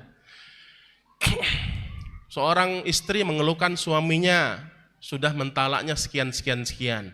Begitupun sebaliknya, seorang suami telah mengatakan kepada istrinya telah mentalak, istrinya dengan seperti ini, dengan seperti itu, jatuh atau tidak. Seharusnya diilmui terlebih dahulu. Anda sebagai seorang suami itu seperti apa sih selayaknya sebagai seorang suami. Maka yang kita prasangkakan selama ini saya sudah berhak menyandang status seorang yang telah berhijrah itu salah. Masih belum pantas gitu loh. Kita malu di hadapan Allah Subhanahu wa taala kelak pada hari kiamat. Hanya sekedar pengakuan kita saja tapi tidak kita buktikan. Maka dengan kita terus maksimal dalam mempelajari agama Allah Subhanahu wa taala dan mempelajari sunnah-sunnah Nabi sallallahu alaihi wasallam, insyaallah taala kita akan semakin terhindarkan dari perkara-perkara bid'ah. Dan perkara bid'ah itu di kalangan kita, di kalangan para ikhwan dan akhwat apa? Masalah-masalah yang mungkin bertentangan dengan sebelah ya, tentang masalah tahlilan, tentang masalah yasinan dan seterusnya. Itu mungkin yang kita pahami bid'ah itu hanya sekedar itu saja. Padahal masih banyak perkara-perkara bid'ah yang kita tidak ketahui. Dalam sholat mulai dari takbir sampai salam, masih banyak perkara-perkara yang baru yang kita lakukan yang kita tidak ketahui, ternyata itu tidak diajarkan, ternyata itu bertentangan. Perkara-perkara puasa dan seterusnya. Maka jikalau kita betul-betul berhijrah secara totalitas, tidak setengah-setengah, tetap kita berusaha untuk mempelajari apa? Semangat untuk mempelajari sunnah-sunnah Nabi SAW. Jikalau kita semakin bersemangat, semakin banyak kita mempelajari tentang sunnah-sunnah Nabi SAW, insya Allah secara otomatis kita akan melihat, kita akan mengetahui secara otomatis perkara-perkara yang tidak diajarkan oleh Rasulullah SAW. Maka kita dikatakan orang-orang yang betul-betul berhijrah secara utuh, secara maksimal kepada agama Allah Subhanahu wa taala dan Rasulnya sallallahu alaihi wasallam. Mungkin itu Ustaz pengantarnya. Langsung ini. Ya tadi, Ustaz. Adapun setengah hati hijrah dari bid'ah ini, misalnya orang sudah kenal sunnah tapi suka ikut-ikutan juga karena rasa tidak enak. Ya, saya kira mungkin kita juga rata-rata pernah dicoba dengan gitu Ustaz ya. Kadang yang paling berat kalau undangan Natal itu kalau yang undang adalah bos. Kalau bid'ah ini yang paling berat mungkin kalau yang undang adalah mertua. Kalau cuman kakak kandung, adik kandung, ya bertengkar wajar. Kita bilang saya nggak mau soalnya itu bid'ah. Kalau yang ngundang orang tua kita masih bilang enggak mau saya Pak, saya sudah lama ikut kajian sunnah itu enggak ada tuntunannya. Kita masih bisa gitu. Tapi kalau sudah mertua yang ngomong, itu sulit. Pernah Ustaz Anda ngisi di Cirebon. Nah, pertanyaannya kayak gitu. Ustaz saya besok ada acara kematian. Tapi yang mengundang adalah mertua dan harus datang gitu. Mungkin kalau enggak datang disuruh pecat kali jadi menantu gitu kali ya. Bagaimana caranya Ustaz? Saya bilang hanya ada beberapa kemungkinan. Satu, antum datang dan berarti antum masuk dalam kebid'ahan. Maaf, saya ulang. Pertama, antum datang dan ikutan. Berarti antum masuk dalam pelaku bid'ah. Kedua, antum datang tapi diam. Duduk di situ gabung tapi diam gitu. Orang baca apa antum diam. Maka ini syaitan bisu. Tetap nggak enak ya. Ya karena para ulama kita bilang as-sakitu 'anil munkar syaitonun akhras. Orang yang hadir dalam kemungkaran, duduk di situ, diam, tidak mengingkari, tapi dia ada di situ. Memang tidak ikut-ikutan, tapi dia di situ dan tidak mengingkari, itu namanya syaitan bisu. Ketiga, antum datang setelah acara selesai. Jadi sudah bubar, antum datang hanya untuk bantu mertua, untuk susun kursi, mungut sampah, cuci piring. Tapi acara sudah bubar.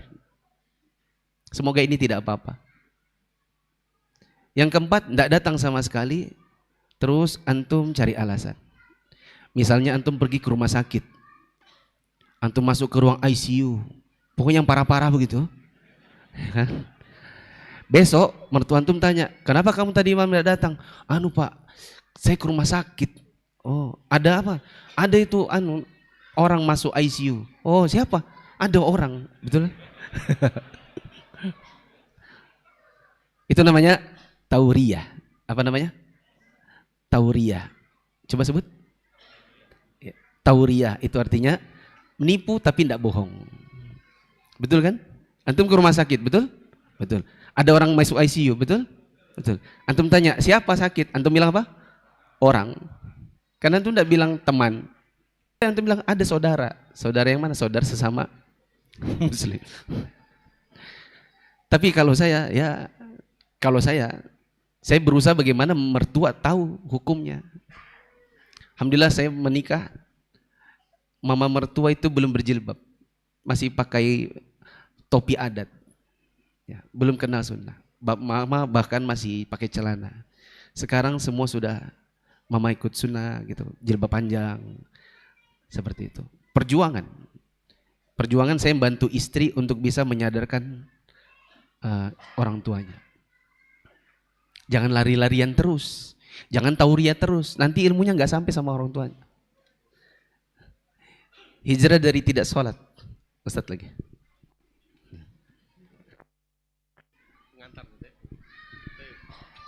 Ini jadi ganti format ini. Ya. Beliau merah, saya biru. Jadi pengantar ya, setiap materi mungkin saya memberikan pengantarnya lah, seperti apa gambaran secara besar yang harus kita pahami dari setiap poin yang beliau sampaikan. Tidak sholat ya, hijrah dari tidak sholat. Nah, sholat ini kan adalah apa? Pondasi utama kita dalam beribadah kepada Allah Subhanahu wa ta'ala. Jadi di akhirat nanti, pada hari kiamat nanti, hak Allah yang paling pertama dipertanyakan kepada hamba-hambanya apa? Sholat. Hak antara hamba yang pertama kali darah. Kemudian yang ketiga, pertama kali yang ditanya tentang nikmat-nikmat Allah SWT adalah apa? Waktu, kesehatan. Itu yang akan ditanya pertama kalinya. Nah, menunjukkan bahwasanya poin tentang ibadah sholat ini yang dimana akan dijadikan pertanyaan pertama oleh Allah SWT atas hak Allah kepada hamba-hambanya, menunjukkan perkara ini bukan perkara sepele, perkara yang sangat-sangat penting. Ayat yang tidak sedikit yang menyebutkan perintah Allah SWT untuk mendirikan sholat. Surat Al-Baqarah ayat 43, wa aqimus sholata wa atuz zakata warka'u ma'ar raki'in. Tegakkanlah sholat, tunaikanlah zakat. Bahkan kata Imam Sufyan Ats-Tsauri dalam tafsir surat Al-Baqarah ayat 1 sampai ayat 5 adalah kata beliau, ini adalah kelompok yang pertama yang Allah sebutkan di awal-awal surat Al-Baqarah tentang hakikat keimanan. Di situ kan juga disebutkan tentang sholat kan ya. Alladzina yu'minuna bil ghaibi wa yuqimus sholat dan seterusnya itu. Menunjukkan bahwasanya asas keimanan seseorang adalah ketika dia betul-betul menegakkan sholat. Maka kita berusaha untuk memaksimalkan ibadah ini daripada kalau memang tidak bisa kita lakukan secara sama atau secara kesatuan. Contoh misalkan ada orang-orang yang berangkat umroh ataupun haji. Mereka bersemangat untuk berangkat umroh dan haji, sementara di perjalanan mereka tidak memperhatikan sholatnya. Maksudnya apa? Mereka lebih mementingkan ibadah umroh dan haji daripada sholat. Dan itu banyak. Contoh misalkan di pesawat, mereka bermudah-mudahan ketika takbiratul ihramnya duduk, padahal bisa berdiri. Mereka tidak lebih memfokuskan ibadah umrohnya, lebih memfokuskan daripada ibadah hajinya. Karena pada saat itu yang harus dia lebih berikan perhatian besar adalah ibadah sholatnya. Jangan sampai dia mementingkan umroh dan hajinya, kemudian menyampingkan pentingnya menegakkan ibadah sholat. Jadi kita harus mengerti betul, memahami betul bahwasanya kedudukan sholat dalam agama kita ini sangat-sangat tinggi. Di puncak-puncak keimanan seseorang, bahkan tidak sedikit Nabi SAW menyebutkan, begitupun Allah SWT dalam banyak ayat, tanda kemunafikan adalah apa? Orang yang malas untuk mengerjakan sholat. Wa idza qamu ila sholati qamu kusala yura'una an-nasa wa la yadhkurunallaha illa qalila. Mereka orang-orang munafik itu kalau sholat itu malas, berat, dan tidak mengingat Allah kecuali sangat sedikit sekali. Kemudian Nabi SAW mengatakan afqalus sholati alal mu'mini alal munafiqina al-fajr wal isya, salat subuh dan salat isya. Salat yang paling berat bagi orang-orang munafik salat subuh dan salat isya. Dalam artian apa? Salat ini salah satu barometer tolak ukur keimanan seorang dan kekufuran, kemunafikan. Jadi munafik itu istilah lainnya adalah kekufuran. Akan tetapi perbedaannya dia terlihat seorang muslim saja. Maka jangan sampai kita terlihatnya hijrah, terlihatnya bersemangat untuk menuntut ilmu agama, ternyata kita kurang maksimal dalam mengerjakan ibadah sholat. Terkhususnya sholat subuh, mungkin sering terlambat, mungkin kita tertinggal jamaah atau sampai sholat subuhnya ketika matahari terbit dan seterusnya. Maka ini kita tidak dikatakan orang yang sedang berhijrah secara utuh. Bahkan bisa jadi kita tidak dikatakan orang yang sedang berhijrah walaupun setengah. Seperti itu, na'udzubillah min dzalik. Hadar. Contoh setengah hijrahnya, alhamdulillah kalau sudah ikut-ikut kajian tapi selalu ditunda atau terlambat. Ada ikhwan Ustaz, dia kalau ngaji duduknya ya depan-depan gitu. Akhirnya saya mulai kenalan. Setelah sekian lama istrinya WA, Ustadz kenal namanya, misalnya namanya Prio misalnya. Bila ada kesamaan nama maka itu sengaja biar cepat. Iya kenal. Mohon dinasihati Ustadz bagaimanalah caranya. Karena kami hampir setiap subuh harus kelahi dulu. Ini ngaji, kalau ngaji paling depan, tapi kalau sholat subuh setengah mati. Gitu. Ya sudah. Ini pengakuan sebagian akhwat. Suaminya itu kalau kajian depan. Kalau daurah, tabligh akbar depan. Apalagi kalau misalnya Ustadz Syafiq pagi, tadi malam dia sudah tidur di masjid. Supaya di bagian depan. Tapi kalau sholat subuh, antum bisa cari dia paling belakang. Dia selalu paling belakang, terlambat, masbuk karena Facebook. Ya. Setengah hati yang lain misalnya datang ke masjid berpakaian seadanya. Alhamdulillah sih kalau yang ikut-ikut kajian sunnah rata-rata kalau ke masjid bajunya bagus-bagus, ya kan, bagus-bagus, rata-rata.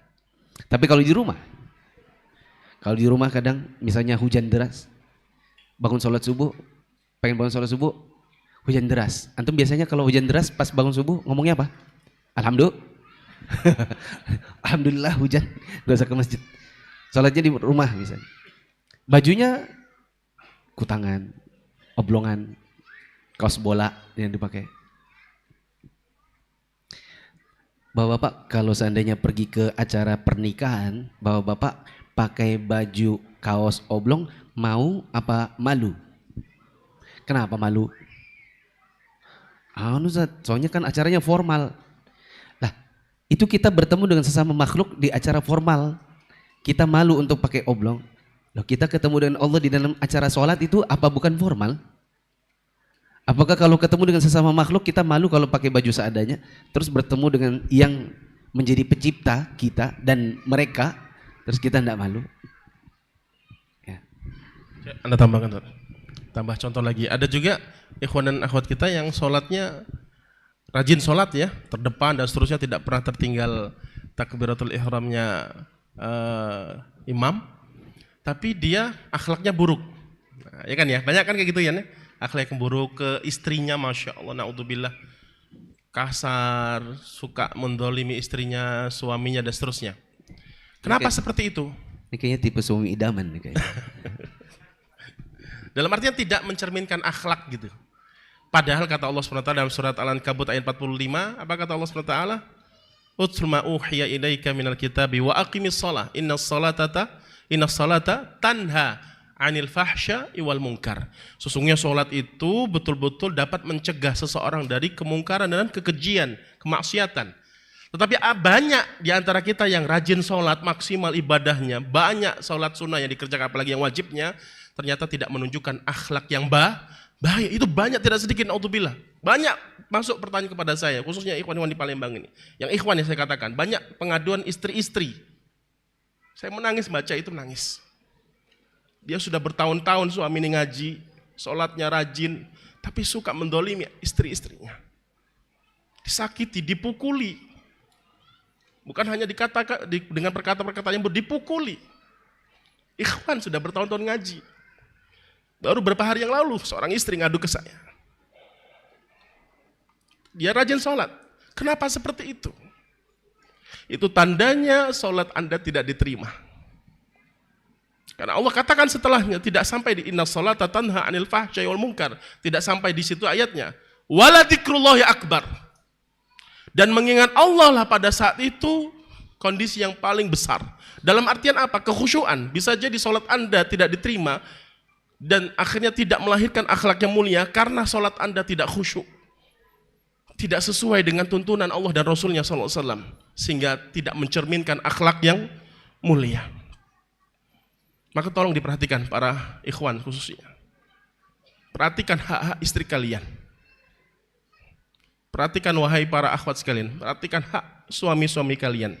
Jangan sampai ibadah kita ditolak oleh Allah SWT karena khususnya ibadah sholat yang agung ini karena kita tidak berbuat baik kepada keluarga kita. Allah juga mengatakan dalam surat Asy-Syura ayat 23, "Wa may yaqtarif hasanatan nazid lahu fiha husna." Barang siapa yang melakukan kebaikan, pasti kami akan tambahkan kebaikan kepadanya. Apa makna ayat ini kata Imam Ibnu Katsir? Pernyataan dinukil dari pernyataan Al-Hasan Al-Basri. Barang siapa yang mengerjakan kebaikan, contohnya sholat ini kebaikan, puncak-puncak dari kebaikan, pasti kami akan tambahkan kebaikan-kebaikan setelahnya. Maknanya apa kata Al-Hasan Al-Basri dinukilkan oleh Imam Ibnu Katsir? Alamatus al-hasanati al-hasanatu ba'daha. Tanda kebaikan seseorang diterima adalah kebaikan setelahnya. Maksudnya apa? Seorang kalau selesai melakukan kebaikan, maka dia akan baik lagi setelahnya. Itu maknanya. Setelah dia umroh, setelah dia haji, itu kebaikan yang dia kerjakan. Maka tanda kebaikan dari haji dan umroh yang dia kerjakan adalah dia semakin baik.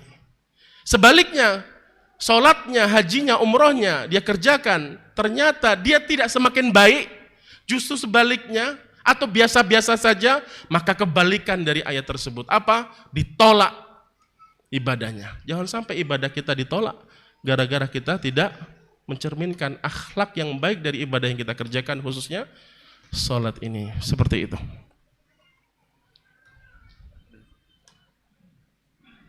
Rokok. Nah, rokok ini ya dulu saya pribadi sangat senang dengan rokok, masih belum hijrah ya. Tapi setelah hijrah, alhamdulillah sangat benci dengan rokok. Apalagi ada orang yang rokok di sebelah, itu betul-betul sangat marah saya dalam artian dalam hati marah, mengingkari perbuatan dia. Karena yang nggak ngerokok ini lebih sakit, rasa dada di paru-paru itu lebih nggak enak, betul-betul membuat paru-paru ini sesak ya. Itu yang membuat kita ini tidak nyaman. Dan Nabi sudah melarang ya umatnya, melarang kita semua la dharara wala dhirar.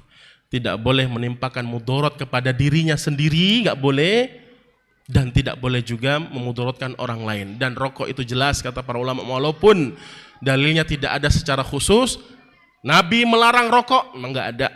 Tapi Nabi memberikan sebuah kaidah umum, ketika perkara tersebut, perbuatan tersebut memudaratkan dirinya atau orang lain, apalagi dua-duanya memudaratkan dirinya dan orang lain, dan itu adalah rokok, maka diharamkan, dilarang oleh Nabi Sallallahu Alaihi Wasallam. Dan tidak ada satupun dokter ya, yang betul-betul dokter mengatakan rokok itu aman.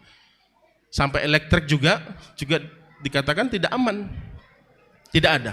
Bahkan ada dokter-dokter juga yang mengatakan rokok itu memudaratkan, tidak aman, berbahaya untuk kesehatan. Ternyata dia juga merokok. Kan banyak kan seperti itu.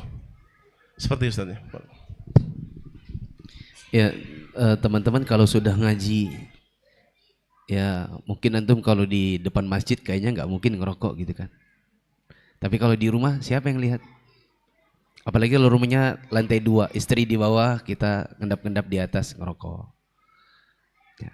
Ana pernah umroh, ada jamaah, sudah tak bilangin, jangan ngerokok ya Bapak Ibu. Kalau perlu umroh ini latihan buat berhenti merokok. Ya. Nanti ada lagi, Ustadz tolong dinasihatin lagi yang rokok.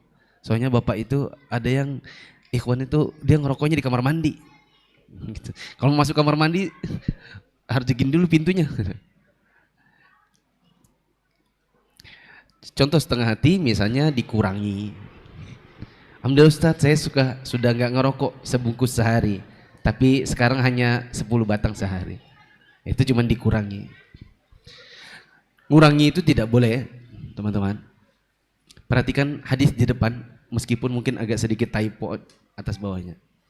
Kata Nabi SAW, فَإِذَا نَهَيْتُكُمْ عَنْ شَيْءٍ فَجِتَنِبُوهُ wa idza amartukum bi amrin fa'tu minhu mastata'tum. Di sini ada yang menarik.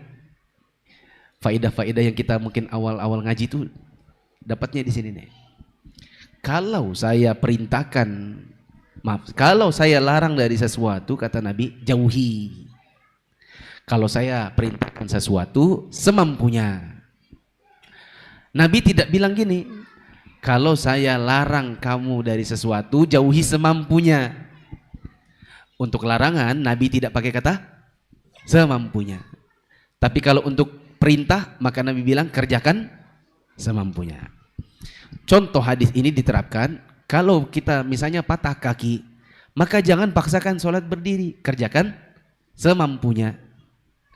Kalau Ustadz beliau tadi bilang misalnya sholat di pesawat, kalau pesawatnya Saudi Airline, alhamdulillah di belakang ada musola. Kalau memang antum masih bisa, nggak ada orang di situ, pergilah ke belakang. Cuma jangan semua orang ke belakang, nanti pesawatnya gini nanti. Semua ngantri di belakang, nanti dimarahin pramugari. Maaf Bapak Ibu, tolong jangan berdiri di gang. Di sini nanti ada khawatirnya tidak safety. Kenapa ini? Anda mau ngantri sholat. Oh maaf, yang ibu-ibu silakan sholat di kursi. Maaf yang bapak-bapak saja di sini. Misalnya begitu ya. Kalau kita memang bisa berdiri, berdiri. Tidak mampu berdiri, misalnya karena sudah lansia, naiknya pesawat singa udara, ya, kalau dia mau coba berdiri kakinya sudah bengkok duluan. Tapi kalau dia di seat bisnis, bahkan dia bisa tidur, dia bisa berdiri, bahkan dia bisa selonjor, terserah dia. Lakukan semampunya. Tapi kalau untuk rokok, maka jangan bilang Ustadz saya berhenti semampunya, jadi sekarang saya ngurangi sedikit-sedikit sampai nanti Allah mudahkan saya untuk berhenti semua. Nggak bisa. Anda berhenti ngerokok itu dari sebungkus jadi 0, tidak ada sama sekali. Apakah sulit? Sulit bagi orang yang kurang ketakwaan kepada Allah. Mudah bagi yang takut kepada Allah. Ustadz Said Yai hafizallah pernah ngisi di tempat kami, beliau bilang gini, semua yang ngerokok lihat tangan saya. Takwalah Anda kepada yang di atas. Takwalah Anda kepada Allah Ta'ala. Anda mungkin bisa lihat, Anda mungkin bisa bersembunyi dari kami semua, tapi Anda tidak bisa bersembunyi dari Allah Ta'ala. Allah tahu bahwa Anda sudah diberikan oleh Dia kesehatan, Anda yang rusak. Anda kayak dikasih hadiah, terus Anda malah buang-buang di depan yang kasih lagi. Ya. Ada juga orang zaman sekarang dia ganti dengan vape. Dia pikir vape itu kan bukan rokok, jadi kalau rokok haram, vape boleh katanya. Padahal vape itu juga bagian cabang darinya dan bahkan bisa jadi lebih mudarat. Apalagi yang versi Arab namanya shisha. Nah, shisha itu semakin merusak lagi.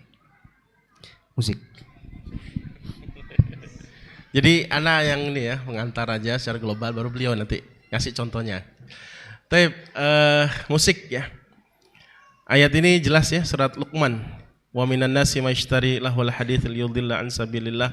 Dan di antara manusia ada yang menjadikan perkataan-perkataan menjadi apa? Menyesatkan manusia yang tidak berguna.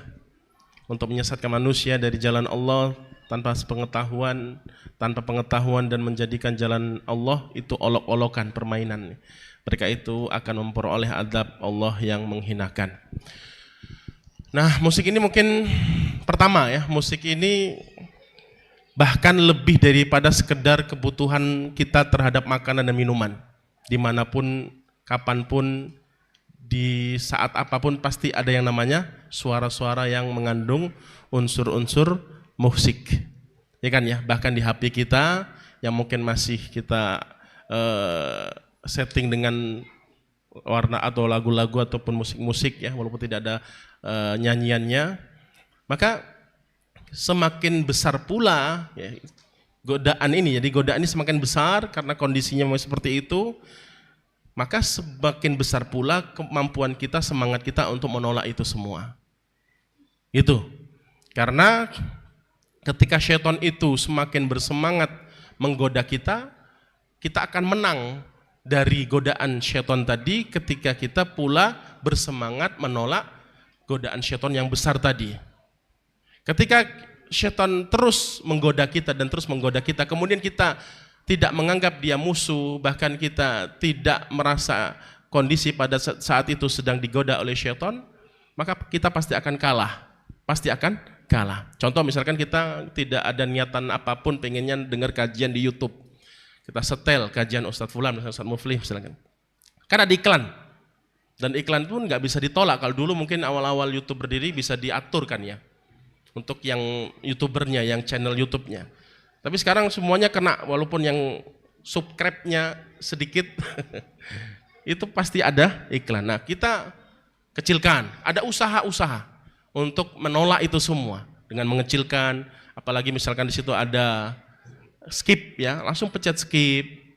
Intinya jangan dibiarkan, jangan dibuka itu pintu musik ini. Maka itulah salah satu cara kita untuk totalitas secara utuh, berhijrah, menjalankan agama Allah Subhanahu wa taala dan Rasulnya sallallahu alaihi wasallam dari semua perkara-perkara yang dilarang. Kemudian tadi dicontohkan oleh beliau masalah musik ini, ada banyak ustadz juga, tidak sedikit ustadz yang mengatakan halalun.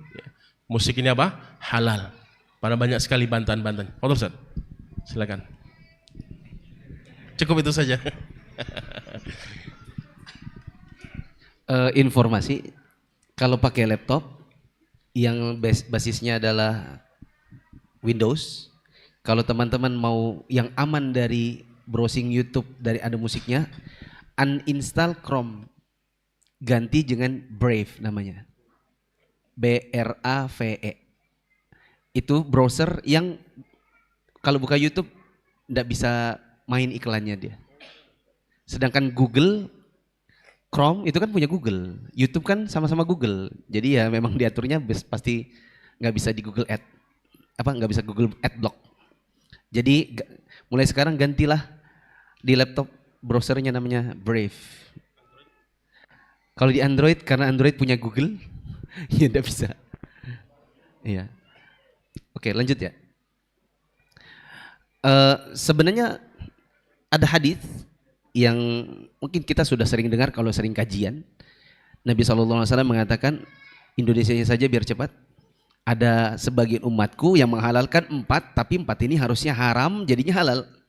Zina, sutra bagi laki-laki, minuman, bukan minuman keras, khamar. Kalau khamar itu lebih umum, kalau minuman keras itu kan, yang memabukkan itu bukan cuma minuman, kadang-kadang dia bentuknya padat kalau di zaman sekarang. Jadi khamar itu lebih luas, dan juga alat musik. Satu yang disebutkan Nabi di sini adalah alat musik. Teman-teman bisa lihat di situ adalah hadis riwayat Al-Bukhari dari Abu Malik Al-Asy'ari radhiyallahu anhu. Imam Bukhari meriwayatkan hadis ini dalam sahihnya. Sebagian ulama ada yang mengatakan hadisnya dhaif meskipun di Sahih Bukhari. Kalau ditanya kenapa Ustaz kok dianggap dhaif? Ya soalnya Imam Bukhari meriwayatkannya secara muallaq. Para ulama kita bilang iya muallaq. Tapi Imam Bukhari meriwayatkan dengan sigha jazm, bukan tamrid. Dia mengatakan Dia mengatakan qala Hisham ibnu Ammar. Berkata Hisham ibnu Ammar, dan Hisham ibnu Ammar adalah gurunya Imam Bukhari. Ya, kalau murid dengar langsung sama guru, meskipun muallaq itu bersambung, tidak bisa dikatakan dhaif. Ini penjelasan sebagian ulama. Maka datanglah sebagian teman-teman yang kepengennya masih bisa musikan. Makanya jadi ada artis musisi hijrah. Ternyata hijrahnya adalah dari rock jadinya religi. Ya kan? Makanya nanti juga ada artis hijrah yang tadinya tidak berjilbab jadinya berjilbab tapi tetap main film. Ya. Sebagian dari mereka ada yang bilang yang penting kan ada ustadz yang boleh kan. Ini saya dapati sendiri langsung, saya punya murid dulu, zaman dulu, dia kalau duduk di kanan saya. Lama akhirnya dia tidak pernah lagi muncul di kajian. Ketemu di pengantinan, saya tanya, antum kok lama enggak kelihatan kajian? Terus ada info katanya antum di Instagram sudah fotoan pakai gitar lagi gitu. Dia bilang, anu Ustaz ya, saya coba gali-gali. Gali-gali itu alias meneliti. Sementara orang awam kalau meneliti pakai apa? Kalau ustadz punya ilmu alat, meneliti, ini meneliti pakai perangkat ilmu alat. Kalau orang awam tidak ngerti bahasa Arab, tidak pernah belajar usul, terus neliti itu pakai hawa nafsu pasti. Tidak mungkin tidak. Dia bilang saya buka-buka YouTube, saya gali-gali dari berbagai ustadz. Ternyata yang boleh kan banyak ustadz. Yang tidak boleh kan Ustadz Mufli. Siapa contohnya? Ya jawabannya adalah ustadz yang waktu Mei 2024 lalu ribut sama saya di media sosial untuk surat musisi. Surat Asy-Syu'ara alias surat musisi. Saya bilang ya akhi, kalau antum gali-gali, antum mau mencarinya betul-betul dengan ilmu, bukan karena kepentingan antum. Ini kan antum karena kepentingannya karena pekerjaan. Ya kenapa tidak balik? Soalnya sudah ada label yang minta dibikinkan berapa lagu. Antum yang ngerti bikin lagunya, satu lagu sekian puluh juta, ya wajar antum balik lagi.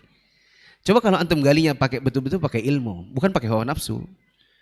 Ya, ada yang pakai landasan yang 5 di depan ini.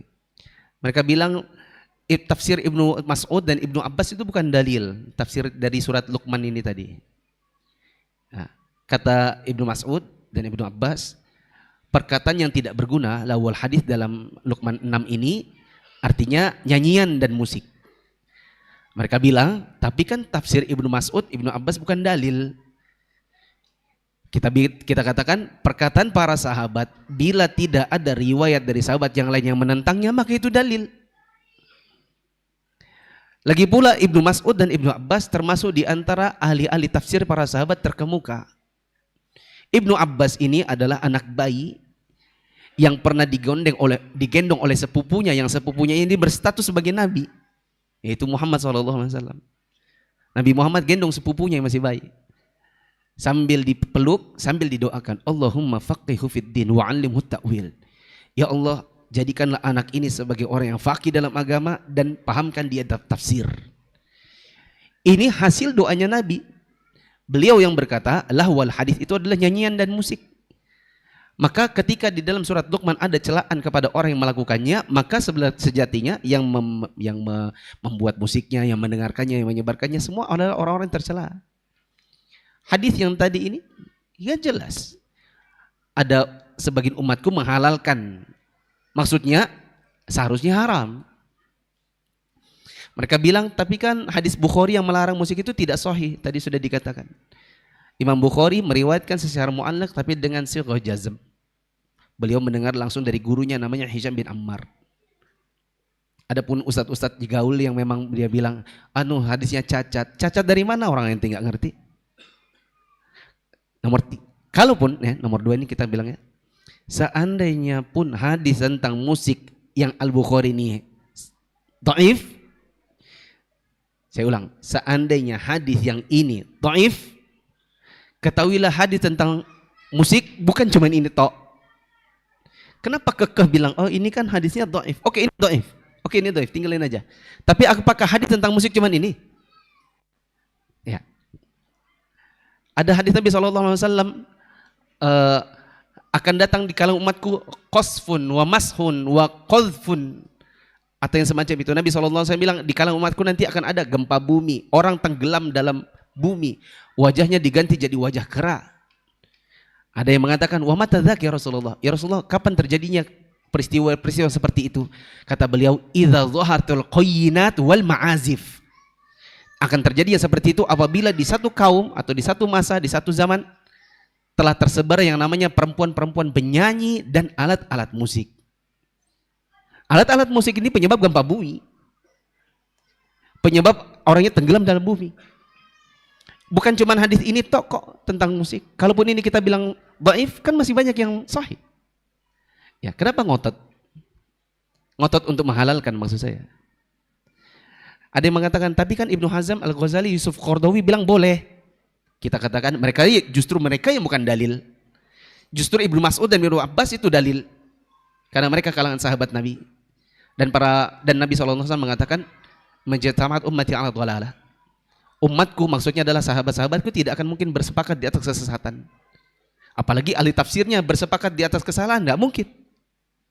Adapun Ibnu Hazm, Al-Ghazali, Yusuf Qaradawi salah, mungkin. Karena mereka bukan sahabat Nabi.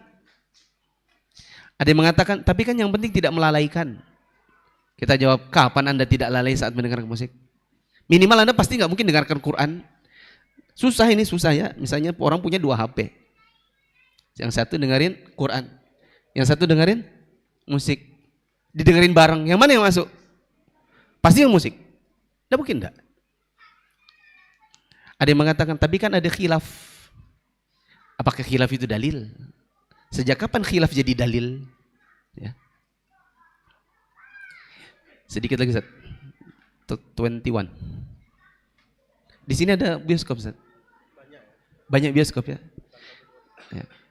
Mungkin yang ngaji-ngaji nggak ke bioskop, tapi di rumahnya ada bioskop di rumah. Langganan Netflix ya. Betul, Ustaz. Baik. Untuk yang berikutnya, hijrah dari 21 itu ya. Tahu ya 21 ya? 21. Yang dimana namanya isi dari 21 ini ya pasti ada wanita-wanita yang mutabarijat, yang membuka aurat dan seterusnya. Ya mustahil ada lah ya, film-film yang semuanya cadaran semua gitu ya. Rata-rata kebanyakannya pasti membuka aurat. Maka Allah Subhanahu wa taala tidak hanya melarang seseorang untuk melakukan zinanya. Tidak hanya itu yang Allah Subhanahu wa taala larang, tetapi jalan-jalan ini menunjukkan kesempurnaan agama Islam.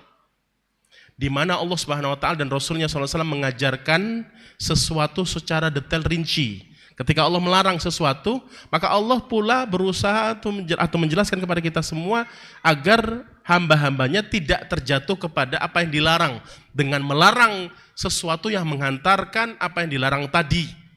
Ayat ini jelas surat Al-Isra 32. Wala taqrabuz zina.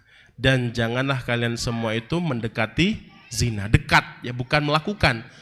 Dekat saja enggak boleh apalagi melakukan. Innahu kana fahisyatan wa sa'a sabila. Dan sesungguhnya perbuatan tersebut, zina tersebut adalah perbuatan yang sangat keji dan jalan yang buruk. Allah Subhanahu wa taala atau Rasulullah SAW mengatakan, kutiba ala bani Adam hadduhu minaz zina.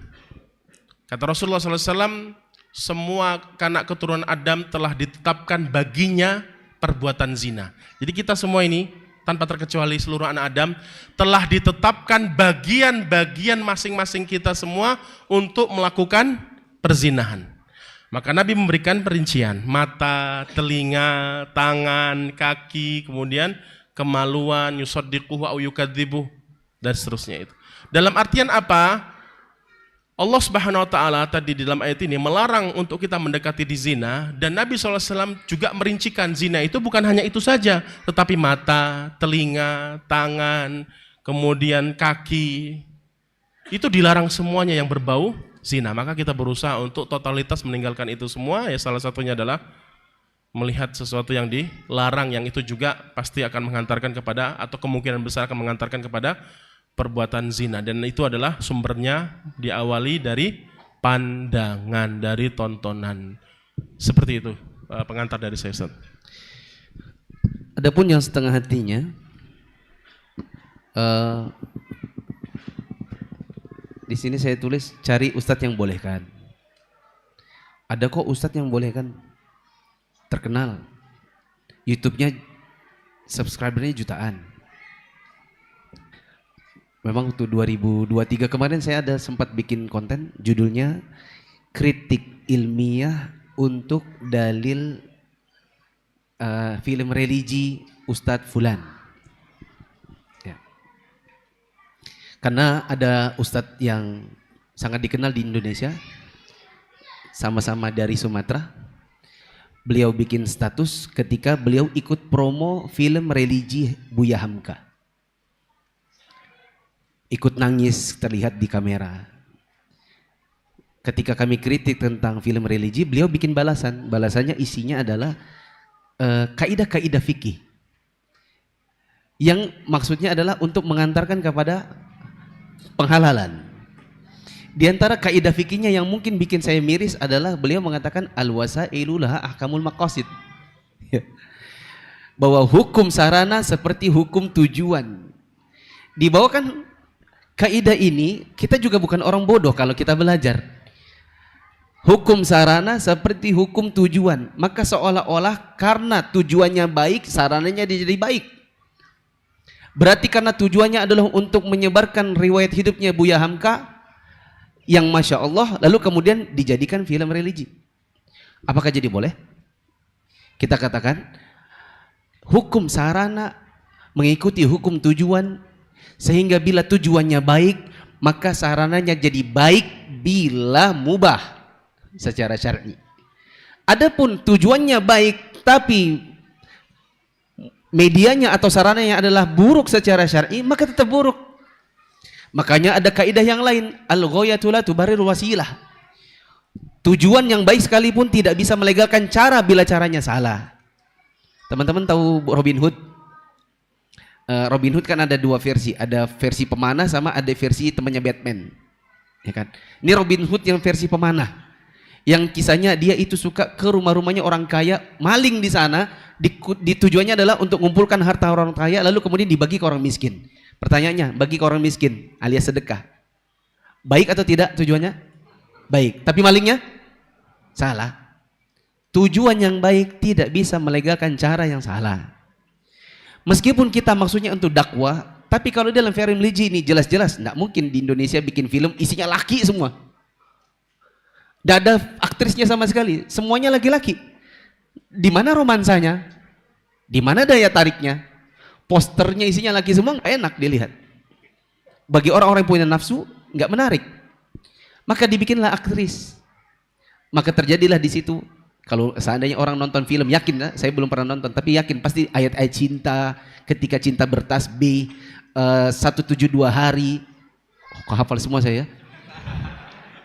Sama Hamka, karena kebetulan di teasernya yang beliau ini sedang nangis itu ada di situ. Di situ ada aktris, ada aktor, dua-duanya bukan mahram. Apa yang dilakukan?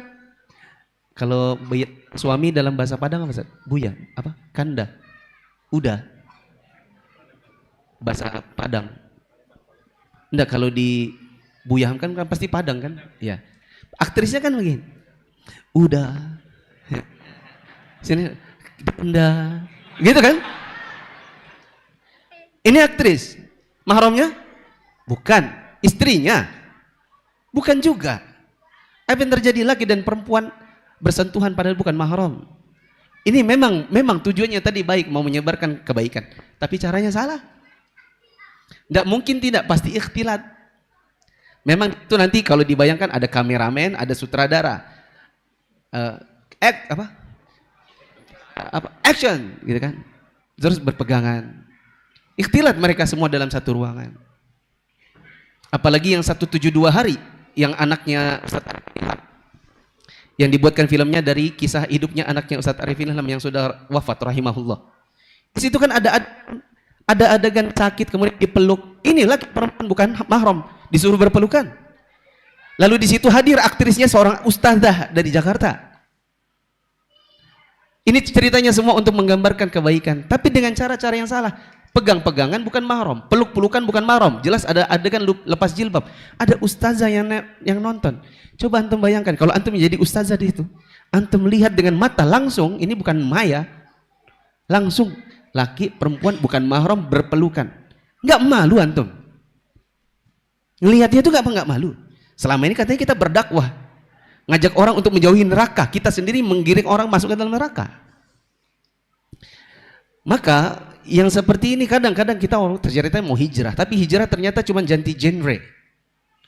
Yang tadinya film-film romansa berubah jadi film religi, tapi tentu saja yang pemudinya atau aktrisnya tadinya tidak berjilbab sekarang berjilbab, tapi tetap saja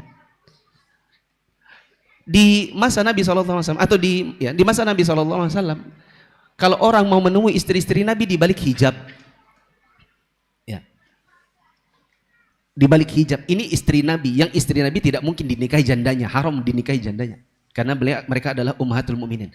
Bertemu dengan ummahatul mukminin di balik hijab, supaya tidak dilihat langsung. Nah, kalau yang di layar bioskop, berarti perempuan-perempuan yang non ummahatul mukminin, yang cantik-cantik, apalagi aktrisnya tidak mungkin yang jelek, pasti akan dipilih yang cantik. Ya. Akhirnya kita semua lihat. Makanya nanti laki-laki itu kadang-kadang tergoda untuk ya, macam-macam, karena membandingkan antara yang dilihat di layar kaca, di layar bioskop dengan yang ada di rumah. Ya. Sebagian orang membolehkan karena alasannya katanya yang penting filmnya tidak bertentangan dengan Islam. Kita katakan adegan pegang-pegangan itu sudah bertentangan. Ikhtilatnya sudah bertentangan. Ada yang bilang yang penting tidak melalaikan dari kewajiban. Oke, mungkin ini bisa diterima. Dia nontonnya nanti kalau sudah sholat. Ambil jam bioskopnya setelah sholat atau sebelum sholat. Yang tidak bertabrakan dengan apa tadi? Jam bioskop. Oke, di sini nomor 3, oke. Nomor 4, ada yang bilang yang penting bioskopnya terhindar dari bersenggolan non mahram. Di Indonesia mana bioskop yang nggak satu pintu laki-laki perempuan non mahram? Apalagi di Indonesia nanti digelapkan kan filmnya. Ustadz pernah masuk enggak? Pasti kan gelap. Baru yang nonton siapa? Laki perempuan. Itu media tempat berpacaran. Ya.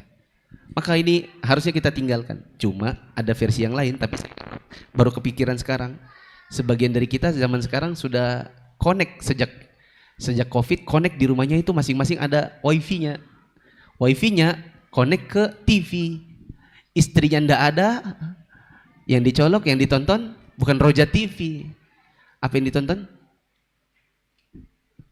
MTV, HBO. Suami ndak ada, suami pergi ke tambang, istrinya di rumah. India, Korea lagi. Ya. Capek nggak Ustaz? Waktunya tinggal 5 menit lagi. Ya, waktu tinggal 5 menit. Masih ada riba, tinggal 1 aja nggak apa-apa.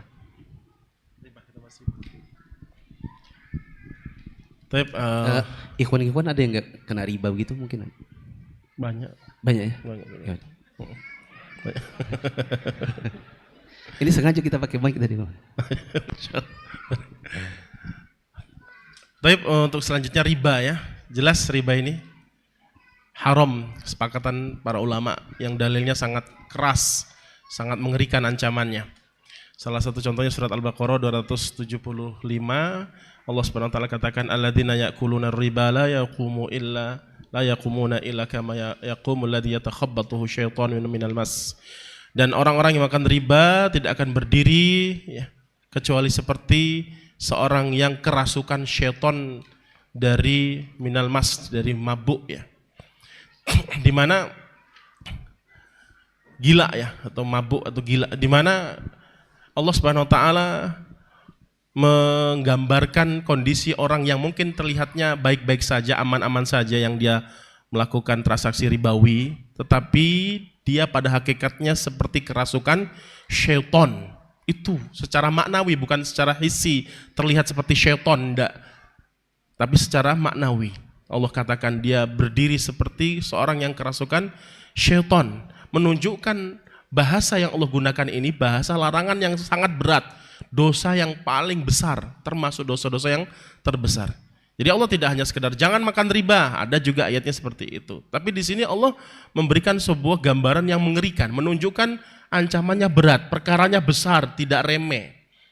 Maka terkadang sebagian kita yang sudah ngerti tentang hukum riba ini masih berat, padahal Allah telah menggambarkan kondisinya mengerikan, kejihnya luar biasa perkara riba ini. Maka kita berusaha untuk menjauhnya secara totalitas. Bukan hanya sekedar ketika kita bekerja di tempat atau lembaga-lembaga yang di sana terdapat transaksi ribawi, tetapi apa? Transaksi kita jual beli. Terkadang kita melakukannya. Ketika jual beli, ketika pinjam meminjam, itu banyak ternyata perkara-perkara riba. Nah, pelajarilah semua poin-poin itu. Dan para ulama banyak kitab-kitab mereka yang mengarang secara khusus kitab-kitab khusus yang menjelaskan secara rinci tentang macam-macam riba. Jadi riba itu bukan hanya sekedar minjam sekian, balik sekian, bukan hanya itu, banyak. Ada namanya riba jahiliyah, ada namanya riba nasi'ah, ada riba fadl, dan rincian-rinciannya. Maka kalau kita ingin selamat dari dosa besar ini, kita berusaha untuk memahaminya sehingga insya Allah kita akan terhindar dari keburukan ini. Tafadhal Ustaz. Versi setengah hati, misalnya ini masa lalu ya. Ini saya nulis slide ini 2018. Waktu itu Bank BSI belum ada. Sebagian bank yang saya temukan ternyata mempraktekkan riba meskipun labelnya syariah. BSI waktu itu belum ada. Saya pernah ngobrol, dicurhati oleh teman tetangga, dia rumahnya itu KPR di bank syariah yang warnanya hijau. Sekarang sudah tidak ada. Ya, dia bilang ini Ustaz, setelah saya pelajari ternyata lebih riba lagi dari bank ribawi.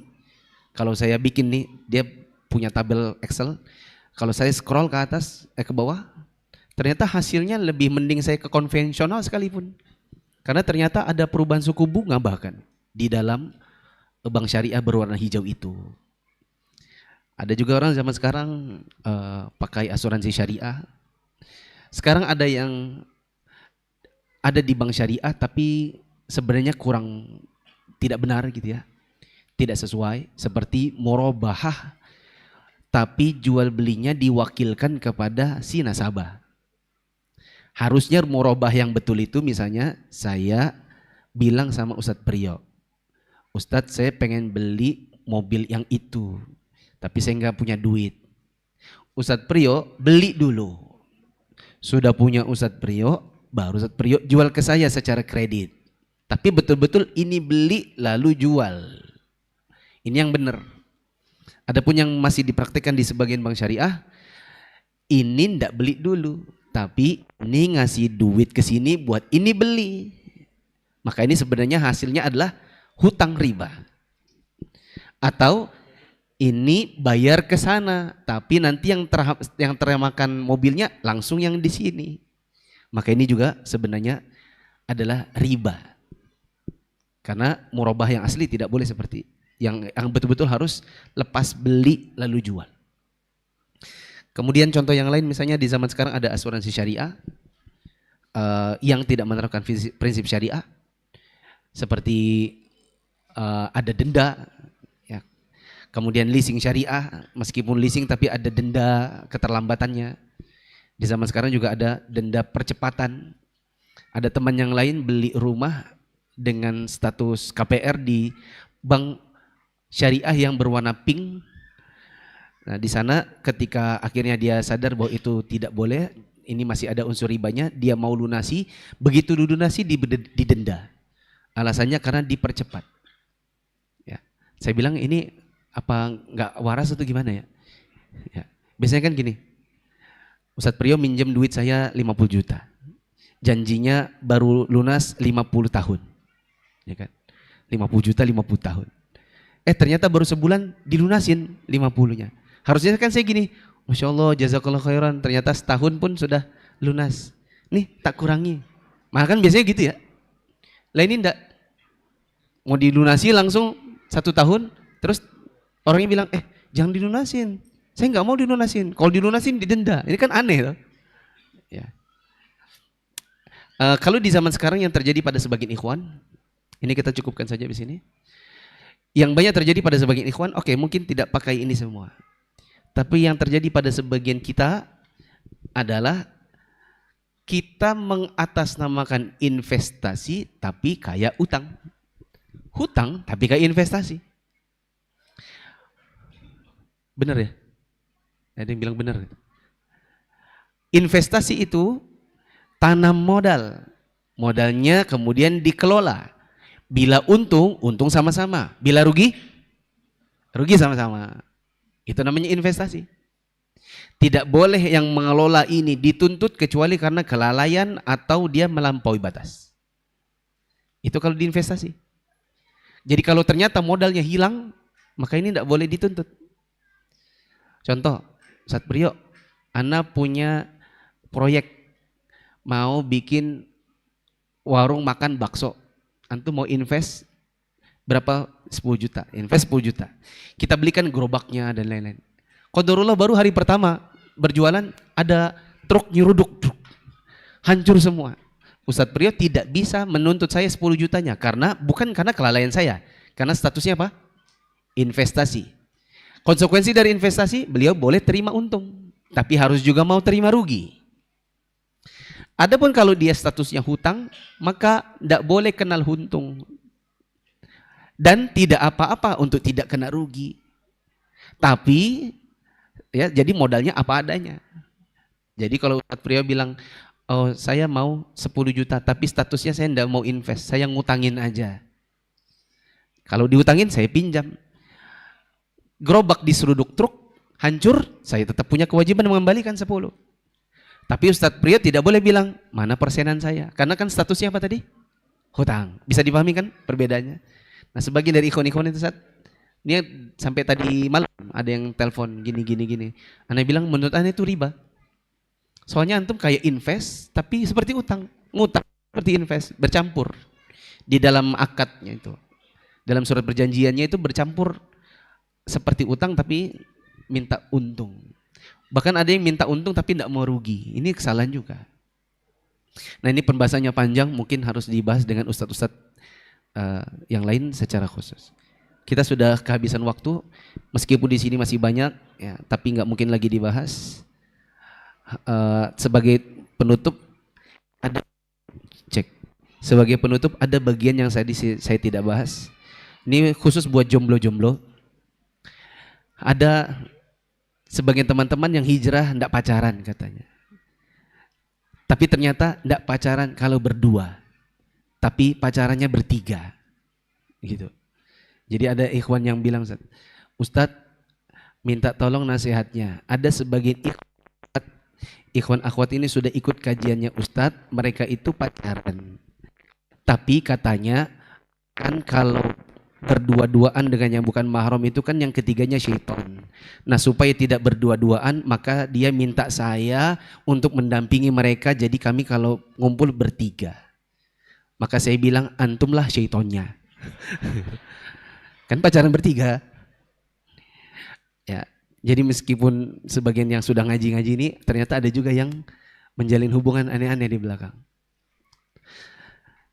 Kita kembalikan ke host.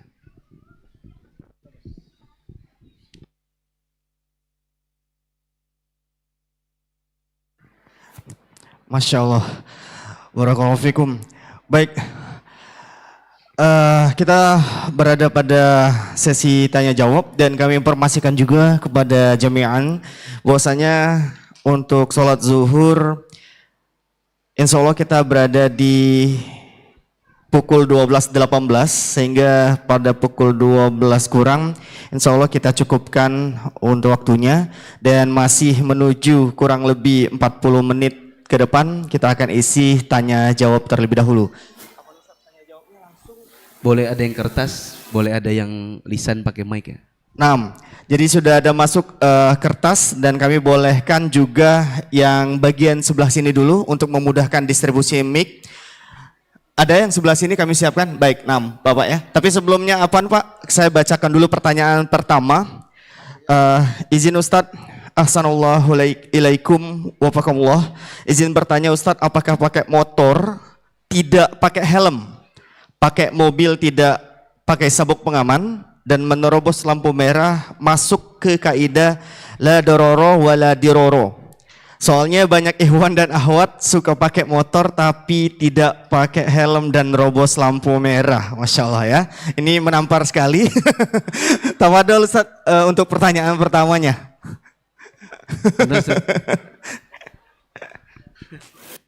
Nanti Bapak ya Pak.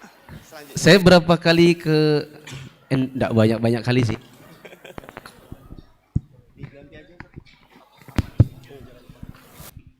Apa kiri? Anak ke Sumatera ini lewat Palembang yang kedua. Pertama itu dulu 2022 ke Lubuk Linggau. Terus lewat. Pas dulu di Lubuk Linggau setelah selesai kajian subuh dibonceng naik motor ke pasar untuk sarapan. Rupanya itu di tengah kota, bahkan di depan itu pasar polisi, kantor polisi. Tapi tidak pakai helm. Jadi anak bertanya, mana helmnya? Nggak usah Ustaz, di sini nggak pakai helm. Aduh, ya, ayo Ustaz, ayo. Akhirnya naiklah kami. Saya bilang, ini depan kantor polisi, kok nggak pakai helm? Dia bilang, soalnya polisi juga nggak pakai helm. Di sini masyarakatnya belum sampai Ustaz. Oh, Masya Allah. Berarti di sini mungkin ya edukasinya belum sampai. Dan saya sebenarnya mau bilang gini ya teman-teman, kepala kita ini tidak ada yang lebih keras daripada aspal. Jadi ini bukan soal ada polisi nggak ada polisi. Pakai helm, it's not about antum ketemu sama razia apa nggak razia. Ini tentang keselamatan kepala. Itu satu. Yang kedua, ahlu sunnah itu punya akidah taat kepada waliul amr dalam hal-hal yang sifatnya ma'ruf. Mereka tidak boleh taat kepada waliul amr dalam hal yang sifatnya maksiat. Yang sering ngaji sering dengar kata-kata la ta'ata fi makhluqin fi maksiatil khaliq. Tidak ada ketaatan kepada makhluk dalam hal yang sifatnya maksiat kepada al-khaliq. Ya, kata Nabi SAW, innamat ta'atu fil ma'ruf. Ketaatan kepada waliul amr dalam hal yang ma'ruf. Saya tanya, menggunakan helm di tengah jalan itu ma'ruf atau tidak ma'ruf? Ma'ruf, isinya kebaikan, yaitu untuk keselamatan bila seandainya terjadi kecelakaan di jalan. Pakai safety belt itu ma'ruf atau tidak ma'ruf? Terbukti dia ma'ruf. Maka harusnya seorang ahlu sunnah dia berusaha untuk pakai helm dan safety belt waktu dia di jalan. Jangan bilang karena tidak terbiasa, biasakan. Kami kalau di Balikpapan sudah sangat terbiasa. Tinggal nanti ya teman-teman bagaimana mempraktekkan. Tapi saran saya, semoga antum mau ya setelah ini. Saya mau bilang begini. Ketaatan kepada waliul amr itu diperintahkan oleh Allah, berarti menjalankan aturan waliul amr dalam hal yang ma'ruf itu adalah mengikuti perintah Allah. Menjalankan perintah Allah berarti dapat pahala. Maka waktu antum pakai helm, klek, masukin di kepala, niatkan dapat pahala. Waktu antum masuk mobil, tek, ambil safety beltnya, klik, niatkan dapat pahala. Insya Allah dapat pahala. Siapa tahu ini semua memperberat timbangan kebaikan antum di hari kiamat. Masya Allah. Walaupun dari rumah ke masjid misalnya. Ya kalau misalnya rumahnya cuma di situ, yang saya maksud ini di tengah jalan banyak kendaraan, itu kan yang diatur oleh pemerintah. Adapun dari komplek rumahnya di situ, masjid sini naik motor sama anaknya, mungkin itu tidak diatur. Jazakallah khairan Ustaz. Pertanyaan kedua silakan Pak, boleh berdiri. Assalamualaikum warahmatullahi wabarakatuh. Bapak berdirinya begitu ya? Ayah. Ya, semoga Ustadz Pria sama Ustadz Putri dikasih kesehatan, kemudahan semua urusannya. Amin, sama-sama. Alhamdulillah, nama saya Sofian. Alhamdulillah mungkin Ustadz kenal. Saya ingin bertanya masalah hijrah setengah hati Ustadz. Di lingkungan saya yang paling susah tuh kalau ada acara ada musibah. Jadi saya udah berusaha setiap ada kegiatan ada musibah, saya masalah urusan jenazah. Dari sampai penguburan udah selesai.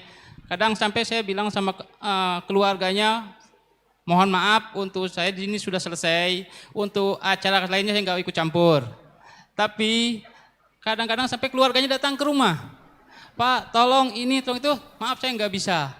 Nah, alhamdulillah udah. Nah sampai sekarang kadang-kadang, Pak ini mau acara kadang-kadang 3 hari, 40 hari, dia nitip undangan di rumah. Pak tolong diisiin undangannya, nama-namanya nanti biar saya yang bagiin. Nah, saya itu di situ bagaimana solusinya untuk menghindari itu. Padahal kita sudah berusaha untuk menghindari acara itu. Kita udah berusaha ambil yang kita sunnahnya aja seperti pengurusan jenazah sampai penguburan selesai. Tapi di itu masih kadang-kadang ya lingkungannya itu, Ustaz. Mohon nasihatnya untuk mungkin bisa menghindari yang seperti itu. Barakallahu fiikum. Baik, Afwan Ustadz, Karena ini berkaitan, saya tambahkan sedikit sekaligus biar Ustadz jawabnya sama. Ini juga berkaitan dengan sama. Bagaimana jikalau ada suatu acara tersebut? Ya mungkin bahasanya kalau di sini yasinan atau acara apapun, kita sebagai anak atau saudara keluarga berkunjung ke rumah mereka sebelum acara dimulai. Apakah ini juga termasuk tasawuf kufur? Dan misalkan ada keluarga yang beragama lain sepertinya Nasrani, apakah kita boleh memberi hadiah sebelum acara mereka atau bagaimana? Ini kaitannya dengan yang tadi Ustaz, ada yasinan juga. Terima kasih. Jazakallahu. Baik, sebelum saya jawab, untuk jamaah ikhwan dan akhwat mohon tenang dulu. Biasanya kalau sudah mulai sesi tanya jawab itu kayak sudah selesai gitu. Nggak perlu didengerin lagi. Sama aja sebenarnya dari awal juga. Sudah ya, ibu-ibu, sudah? Tenang dulu. Arisannya nanti aja. Sudah? Nah, tenang ya. Yang pertama yang saya sarankan adalah kita berusaha untuk memaksimalkan dalam penyelenggaraan jenazah yang itu memang dituntunkan, diajarkan, diperintahkan. Jadi misalkan kita punya kemampuan untuk memandikan, ya kita tawarkan diri untuk memandikan. Ya, apapun itu yang jelas-jelas itu diajarkan, disunnahkan, kita maksimalkan. Nah, ketika yang memang tidak dianjurkan, memang tidak ada ajarannya, kita berusaha untuk menghindari itu semua, maka mereka akan melihat dan menimbang. Oh, Masya Allah bapak ini, ibu ini kalau yang kayak gini mau semangat. Maksudnya mereka akan bisa memahami bahwasanya sisi kebaikan kita. Jangan sama sekali kemudian kita tinggalkan begitu saja, tidak perlu mendatangi dan melayat ya, mentakziah. Karena takziah itu tidak hanya dikatakan takziah setelah mayat dikuburkan. Bahkan ketika kita mendengarkan atau mendengar kematian seseorang itu sudah dikatakan takziah, dan takziah itu pun juga tidak harus datang. Para ulama juga menyebutkan dengan kita menelpon, ketika kita mengirimkan pesan, minta tolong kepada saudara kita, tolong pesankan saya nggak bisa hadir, itu juga dikatakan takziah. Karena takziah itu artinya tasliyatul masaib, yaitu memberikan keringanan beban yang menimpa keluarga si mayit, apapun itu, tidak harus mengikuti acara-acara yang jelas-jelas itu perkara-perkara yang baru yang tidak diajarkan oleh Nabi SAW. Maka saran saya yang pertama, maksimalkan yang memang itu diajarkan oleh Rasulullah SAW ketika kita mendengarkan ada seorang yang meninggal dunia. Ya, seperti itu. Kedua, kita harus punya pendirian tetap. Memiliki pendirian yang kuat bahwasanya jikalau memang itu dilarang, maka kita berusaha untuk tidak berusaha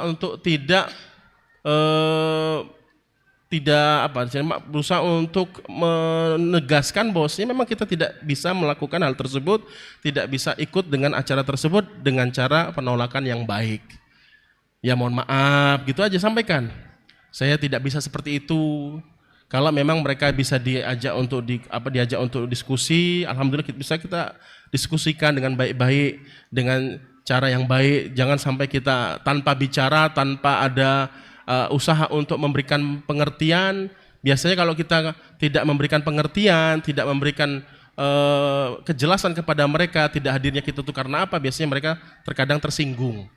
Nah, sampaikan dengan baik-baik. Mohon maaf Bapak Ibu, saya nggak bisa ikut kegiatan ini.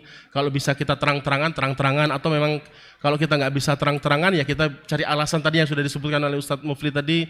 Mungkin saya sibuk ini pas banget waktunya, saya harus ada acara ini, acara itu dan seterusnya. Atau memang kalau memang nggak ada acara ya buat-buat aja gitu.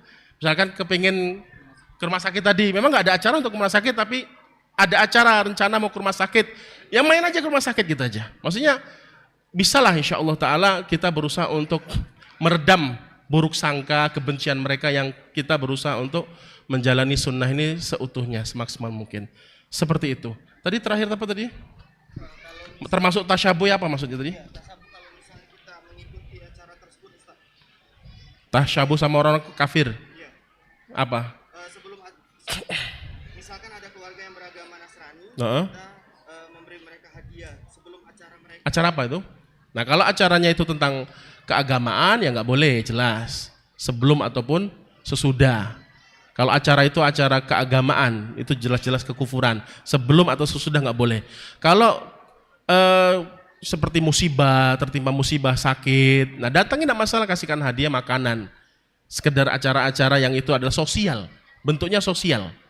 Ada tetangga Nasrani sakit, ya datangi, kasih makanan, kasih hadiah, kasih obat atau apa, sekedar sosial saja. Maka kita berusaha untuk berbuat baik kepada mereka. Tapi kalau sudah berbau tentang agama, maka nggak boleh cari celah untuk melakukan atau ikut serta dalam kegiatan-kegiatan mereka. Misalkan ada tetangga kita yang sakit parah, yang bisa jadi dia akan meninggal dunia, maka sebelum dia meninggal tadi, ketika dia sakit parah tadi, kita berbuat baik kepada orang-orang yang sakit dari orang Nasrani tadi. Ketika dia meninggal dunia, tidak perlu kita hadiri pemakamannya ataupun kegiatan-kegiatan mereka, seperti itu.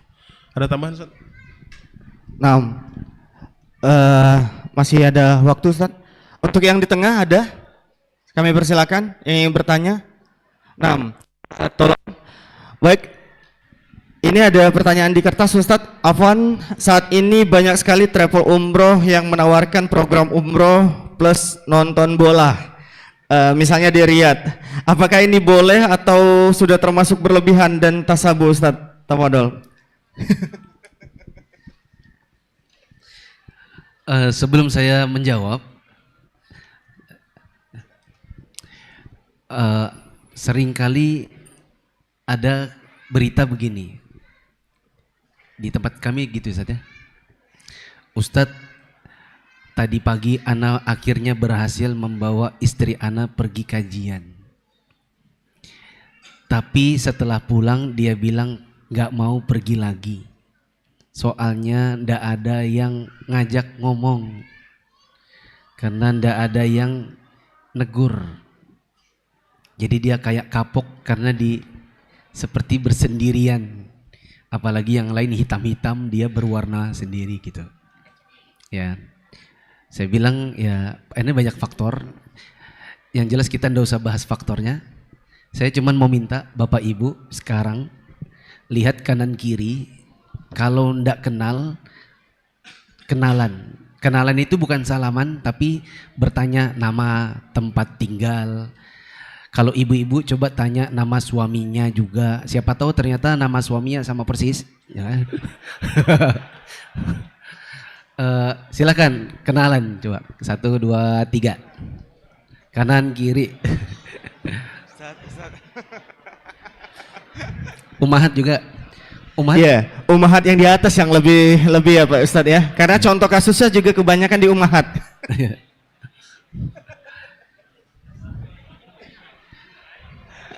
Cadarnya dibuka, kan di sana nggak ada laki-laki kan?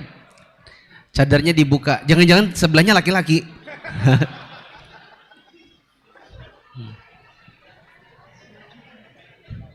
Siapa tahu setelah itu, ini banyak Ustaz, alhamdulillah, ada yang dapat ipar. Nah, dari tadi itu pengen kenalan, akhirnya disuruh kenalan, alhamdulillah kenalan. Siapa namanya? Maimunah, oh masya Allah. Ana Salama, oh ya masya Allah. Nanti tinggal di mana? Di sini nih. Sudah nikah? Alhamdulillah belum. Oh, Ana punya adik laki-laki. Siapa tahu bisa. Ya gitu. Akhirnya kenal, dapat ipar. Bahkan ada dapat mertua dah. Admin pertama Ana waktu Ana pulang dari Saudi punya admin pertama, dapat mertuanya ya di kajian gitu. Ya. Mertuanya dari lihat lama-lama senang. Pengen cari dia kalau kajian, akhirnya dinikahkan sama anaknya.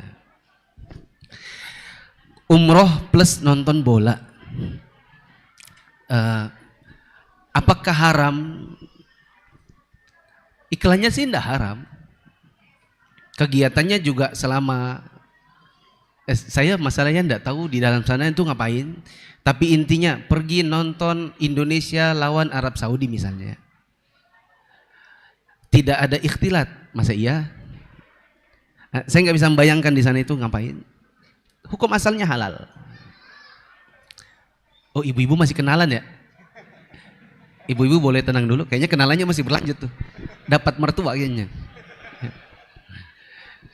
Saya nggak bisa membayangkan di sana itu apa kegiatannya. Mungkin ya, setelah umroh pergi ke Riyadh.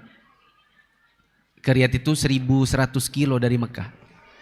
Karena saya dulu tinggal di sana. Mungkin nonton, pulang kembali ke hotel, balik ke Mekah. Mungkin begitu anggap saya. Hukum asalnya boleh.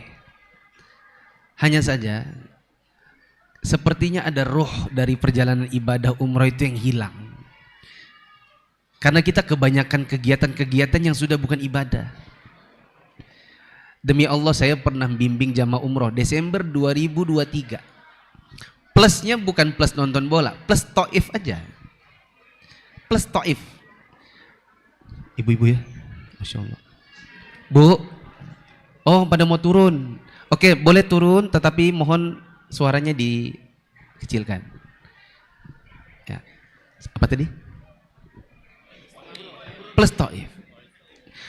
Sampai di Taif, naik kereta itu, traffic apa? Kereta gantung itu. Naik ke atas. Sampai di atas ke coklat halki ya apa gitu namanya. Habis itu cuman putar sebentar. Habis itu balik ke itu kereta gantung, turun, pulang. Jamaah saya bilang, Ustadz kalau saya tahu ternyata acaranya cuman gini, saya mendingan di Masjidil Haram. Kalau ternyata cuma begini. Ya sayang sih katanya. Iya Bu, memang sayang. Cuman biasanya teman-teman itu ya inilah travel kadang-kadang jualannya plus ini plus ini. Apalagi yang plus Turki. Ini yang baru ada berapa minggu lalu cerita sama saya. Ya Allah Ustadz, meskipun travel kita travel sunnah, ini bukan saya. Dia cerita pengalaman dia umrah sama travel sunnah yang lain yang di Jakarta. Sampai di Turki kita sudah bilang, Ustadz tolong ya jangan sampai ada itu yang katanya ada pameran jaket kulit. Ternyata nggak bisa, di divert semua masuk. Begitu mulai jreng musik, keluar tuh model-model yang pakai buka aurat semua. Padahal baru pulang umroh. Jadi kayak dapat pahala, buang pahala. Keluar semua. Ustadznya teriak, jamaah semuanya tunduk. Tunduk semua. Tapi ditegur habis itu. Pak Ustadz mohon maaf ya, ini nanti travelnya kita bisa blacklist loh. Karena dianggap tidak menghargai pameran. Jadi harusnya ngelihat. Gimana kita mau lihat isinya semua aurat? Gitu. Jadi ya betul kata sebagian asatidzah kita. Ya, seperti Ustadz Ahmad Zainuddin hafizahullah. Sekarang ini travel terlalu banyak kegiatan-kegiatan yang tidak ada hubungannya sama umroh itu sendiri. Habis waktunya jamaah sudah tidak lagi di Masjidil Haram. Ada yang pergi ke gunung, ada yang bikin silat-silat di gunung, ada yang bikin acara ini, podcast di sana, ngopi di sana, di sini, ke Taif, kemana, ke Turki, Kita tidak bilang itu haram, cuma potensi-potensi kehilangan ruh dari umroh itu sendiri akhirnya memang betul besar. Saya pun merasakan, saya pun juga bimbing umroh ada plus Taifnya, akhirnya zamannya komentarnya gitu. Kalau saya tahu cuman seret, habis satu hari, mendingan saya kemarin di Masjidil Haram satu hari. Sedih saya katanya. Itu ibu-ibu dari Bandung yang ngomong. Ya ini mungkin evaluasi untuk kita semua. Evaluasi kalau memang jamaah pengen umroh, pengen fokus, cari yang fokus. Yang nggak plus macam-macam kalau mau fokus. Kalau sebagai pelaku umroh, nah ini kita nggak bisa bilang haram. Ya namanya orang marketing, orang pengen jualan, orang pengen cari dagang, itu trik masing-masing. Nah Ustadz mungkin satu lagi karena sudah iya, nah silakan Pak. Assalamualaikum warahmatullahi wabarakatuh. Waalaikumsalam warahmatullahi wabarakatuh. Ya, perkenalkan saya Yusuf Ustadz. Bercerita sedikit, yang tadi yang masalah helm tadi, memang saya akuin Ustadz, di Balikpapan itu tertib ya. Sepi lampu merah pun kita akan berhenti, karena memang saya asalnya dari sana juga. Cuma kalau di Palembang ini saya jadi tergoda juga Ustadz, karena saya berhenti di kelasnya dari belakang, disuruh cepat melanggar lampu merah seperti itu. Itu yang pertama. Terus tadi Ustadz tadi cerita di kuliah di angkat apa? Sekitar tahun 2025 mungkin berarti masa kecil kita bareng-bareng lah di Kalimantan Timur. Cuma mungkin Ustadz mungkin tinggalnya di Kampung Baru atau di Gang Buntu. Alhamdulillah saya tinggalnya di Dam Ustadz. Agak aman lah situasinya di sana. Baik, pertanyaan saya gini Ustadz. Terkait dengan mendoakan orang kafir tadi ya. Itu termasuk salah satu hijrah kita setengah hati. Mungkin kalau yang kafirnya memang beda agama, ini jelas ya kita mungkin tidak boleh ikut mendoakan dia apabila dia ada kemalangan di situ. Cuma ini terkait dengan saudara semuslim, tapi yang kita ketahui dia mungkin belum hijrah, dia masih mungkin melakukan hal-hal yang musyrik, menggunakan jimat ke kuburan, atau mungkin masih melakukan keharaman dengan merokok. Nah, apabila dia tertimpa kemalangan, apakah kita ini juga dilarang mendoakannya? Karena ya kita tahu mungkin dia sholatnya juga bolong-bolong atau mungkin tidak sholat, mungkin istilahnya Islam KTP, berarti kan dia juga termasuk golongan orang yang kafir. Nah, apakah ini kita juga diperbolehkan atau mungkin tidak diperbolehkan untuk mendoakan saudara kita tersebut? Tafadhol Ustaz. Terima kasih. Assalamualaikum warahmatullahi wabarakatuh. Ini gara-gara penanyanya ngeliatnya ke sini. Ustaz Firman jadi ngasih ke sini. Iya. Kita kembali terlebih dahulu kepada hukum orang tidak sholat. Kalau orang tidak sholat itu dikatakan kafir, berarti tidak boleh disolatkan. Kalau dikatakan masih muslim tapi berdosa besar, berarti bisa disolatkan. Ini harus didudukan dulu hukumnya. Pendapat yang lebih kuat, ini yang kami ambil, sebagaimana yang kami pelajari dari guru-guru kami, seperti Syekh Sa'ad Asy'ari, Syekh Shalih bin Fauzan, bahwa orang yang tidak sholat sama sekali, yang dia meyakini bahwa sholat tidak wajib, maka dia kafir, ijma', tidak ada ikhtilaf ulama. Tidak sholat sama sekali, kalau ditanya kenapa enggak kau sholat, dia bilang menurut saya sholat tidak wajib, maka dia kafir, ijma' ulama tanpa ada ikhtilaf. Kebanyakan dari kita tidak sholat sama sekali karena malas. Dan ini ada ikhtilaf ulama. Pendapat sebagian ulama, dia tetap muslim tapi berdosa besar karena meninggalkan sholat.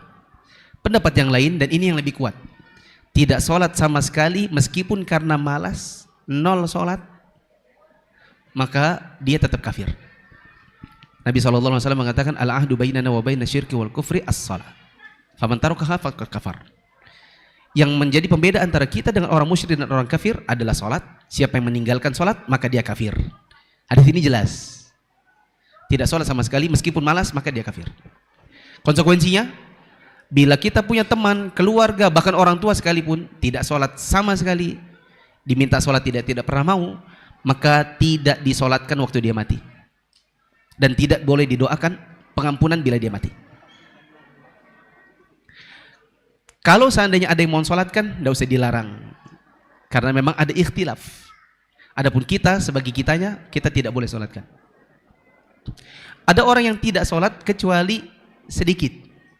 Misalnya dia bukan tidak sholat nol, tapi dia sholat Idul Fitri sama Jumatan. Ya kan? Sama sholat maghrib, oke. Sehari satu waktu, satu minggu satu waktu, yaitu sholat Jumatan, dan satu tahun 2 waktu sholat Id. Bahkan dia yang pegang mic takbiran. Maka orang ini, pendapat yang lebih kuat, dia juga kafir karena meninggalkan mayoritas sholat. Adapun sholat bolong-bolong tapi mayoritasnya sholat, misalnya sholat zuhur, asar, maghrib, isya, tapi subuhnya jarang, maka ini muslim berdosa besar. Maka mereka tetap disolatkan dan tetap didoakan.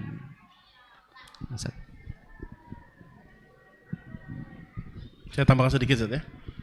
Tadi jelas itu rinci, sudah perincian tentang orang-orang yang meninggalkan sholat. Nah, jikalau kita mendapati seorang mayit yang dia pelaku dosa-dosa besar, tidak sampai keluar dari Islam, ya, masih seorang muslim tapi pelaku dosa besar, maka disunahkan bagi tokoh-tokoh masyarakat, ya, pemuka-pemuka agama untuk tidak mensolati dia sebagai tahdzir, ta'zir, sebagai peringatan kepada yang hidup bahwasanya si mayit ini tidak disolati oleh orang-orang baik, orang-orang yang memiliki kedudukan di tengah-tengah masyarakat. Itu untuk yang pelaku dosa besar saja, ya. Tetap orang selain kaum muslim secara umum tetap diwajibkan untuk mensolati jenazah tadi, tapi karena dia dosa besar disunahkan saja bagi ustadz misalkan, tokoh masyarakat, ketua RT, ketua RW untuk tidak mensolatinya sebagai ancaman saja. Itu juga disebutkan oleh para ulama. Wallahu ta'ala alam. Apa namanya satu lagi? Kalau kita ketemu dengan teman atau keluarga yang tidak sholat sama sekali, terus kita bilang, saya nggak berani mengkafirkanmu, tapi Nabi bilang begini. Pembeda antara kita dengan orang musyrik dan kafir adalah sholat. Siapa yang tidak sholat maka dia kafir. Kalau menurut hadis ini, saya cuma khawatir, takutnya kamu kafir. Terus dia marah, enak aja, masa kita dibilang kafir? Maka kita bilang begini, para sahabat dahulu, gini, orang yang bilang dia tidak sholat sama sekali tapi muslim, berarti dia kalau nanti tobat, sholat yang terdahulu yang ditinggalkan harus dibayar. Kan muslim tapi nggak sholat, berarti ngutang. Orang kafir, bila akhirnya masuk Islam dan kemudian sholat, maka sholat-sholat yang dahulu tidak dianggap terhutang, sebagaimana para sahabat Nabi. Para sahabat Nabi dahulunya kafir, begitu masuk Islam, sholat yang dulunya tidak dibayar hutangnya. Nah, menurutmu enak mana? Muslim aja sekarang taubat yang dulunya bayar, apa kafir sekalian jadi nggak usah bayar? Enak mana? Dia akan bilang apa? Enak kafir aja sudah. Nah gitu.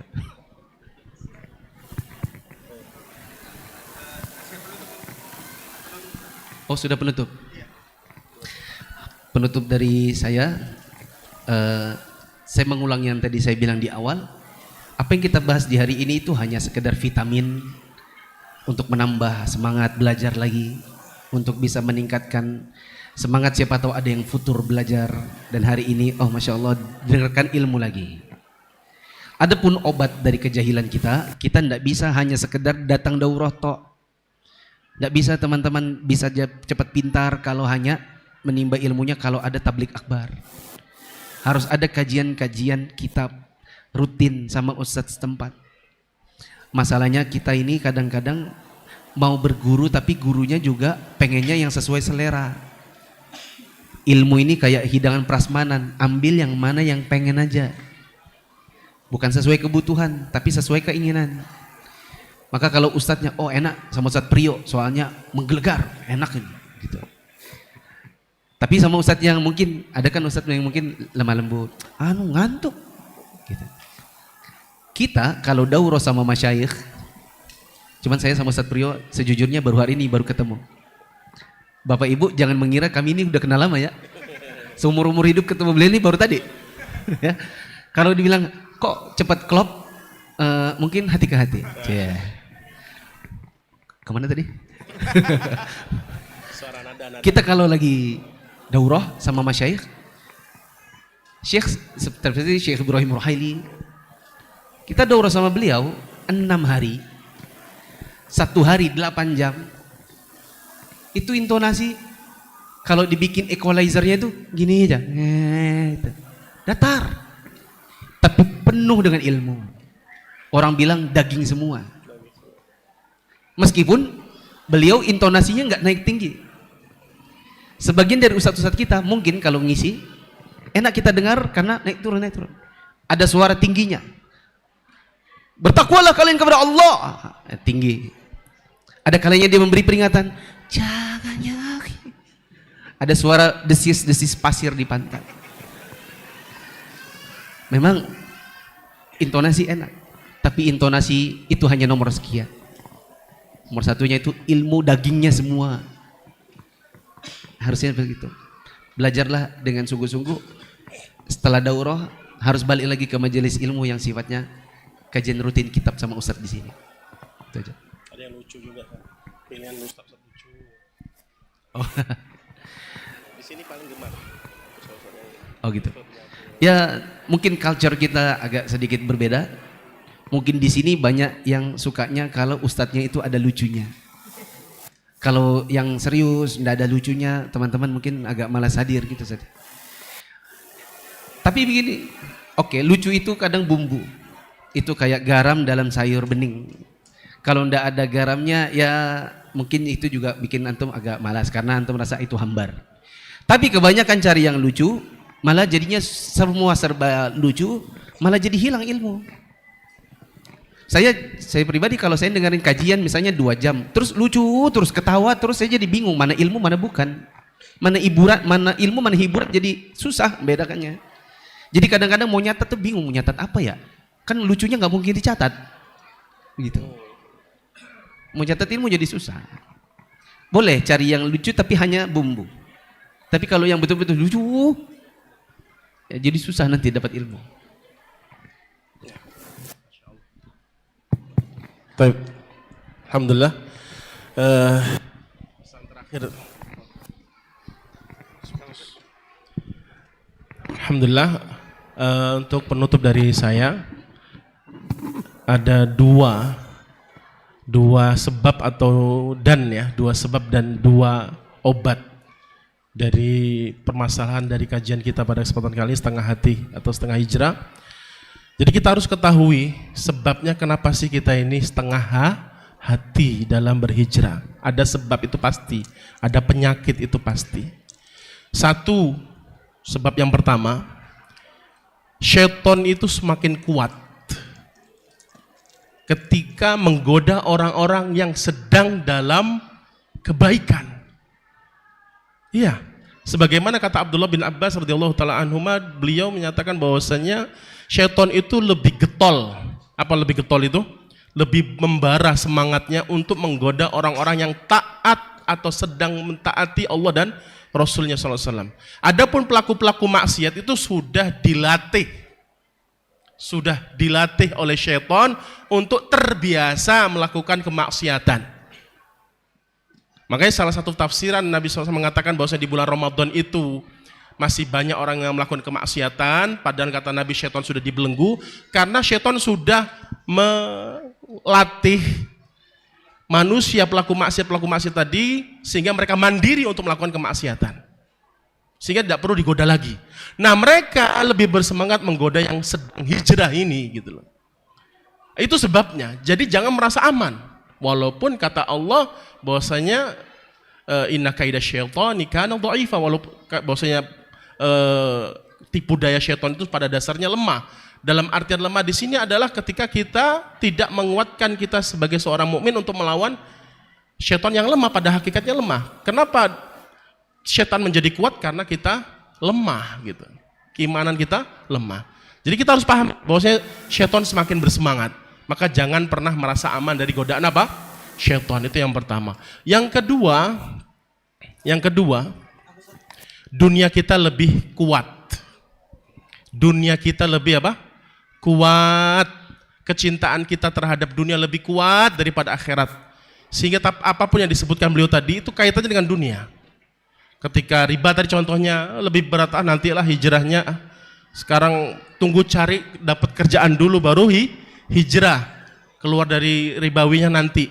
Intinya semua perkara yang disebutkan beliau tadi itu adalah kuatnya seseorang terhadap dunia. Makanya Nabi SAW yang paling ditakuti oleh Nabi SAW apa?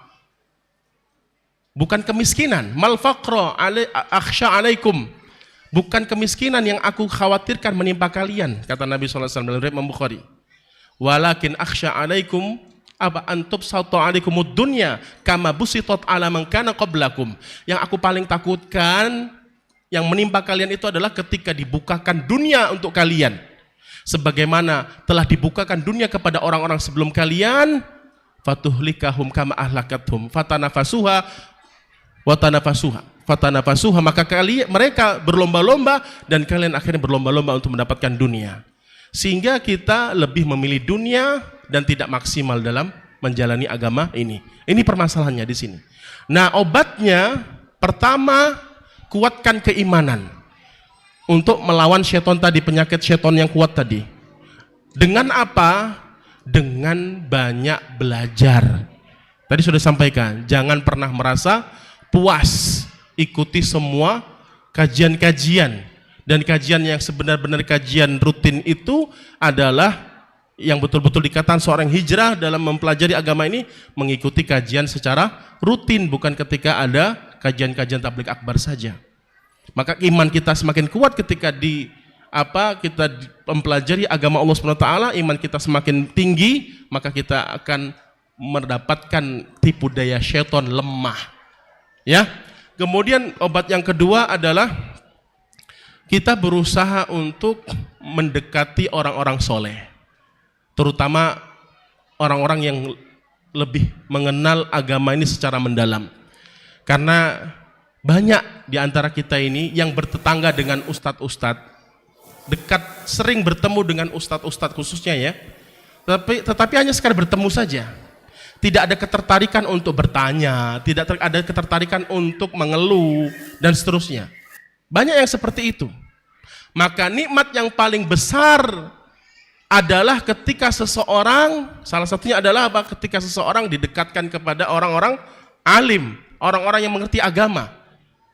Kami dahulu di STDI dulu, setiap sholat 5 waktu, itu pasti repot semua. Ustadz Syafiq repot, Ustadz Arifin Badri repot. Kenapa? Setiap selesai sholat, pasti mereka dikerubungi oleh para mahasiswa. Nanya, manfaatkan, karena mereka itu bukan hanya di kelas saja bertemu, tapi ketika sholat. Nah itu dimanfaatkan oleh para mahasiswa untuk bertanya, deketin dan dipepet terus. Bahkan ada kebanyakan mahasiswa itu nyatet, nulis pertanyaan-pertanyaan, kemudian diajukan kepada guru-guru mereka. Nah itu sedikit saya dapatkan di Palembang ini khususnya. Apalagi ada yang ikhwan tetanggaan sama ustadznya, tapi obrolannya perkara-perkara yang tidak ada kaitan dengan ilmu agama. Maka itulah salah satu cara usaha kita untuk menjadikan kita sebagai seorang yang betul-betul berhijrah tidak setengah hati. Itu saja yang bisa saya sampaikan, yang dimana mungkin ada kata-kata yang salah, saya mohon maaf, dan kita banyak-banyak berdoa kepada Allah Subhanahu wa taala dari semua pembahasan yang kita bahas pada kesempatan kali ini betul-betul bermanfaat, dan semoga Allah Subhanahu wa taala semakin memberikan taufik hidayah kepada kita semua untuk terus teguh dan tegar di atas agama Allah Subhanahu wa taala dan sunnah Nabi sallallahu alaihi wasallam. Amin ya rabbal alamin. Saja, wassalamualaikum warahmatullahi wabarakatuh. Waalaikumsalam warahmatullahi wabarakatuh.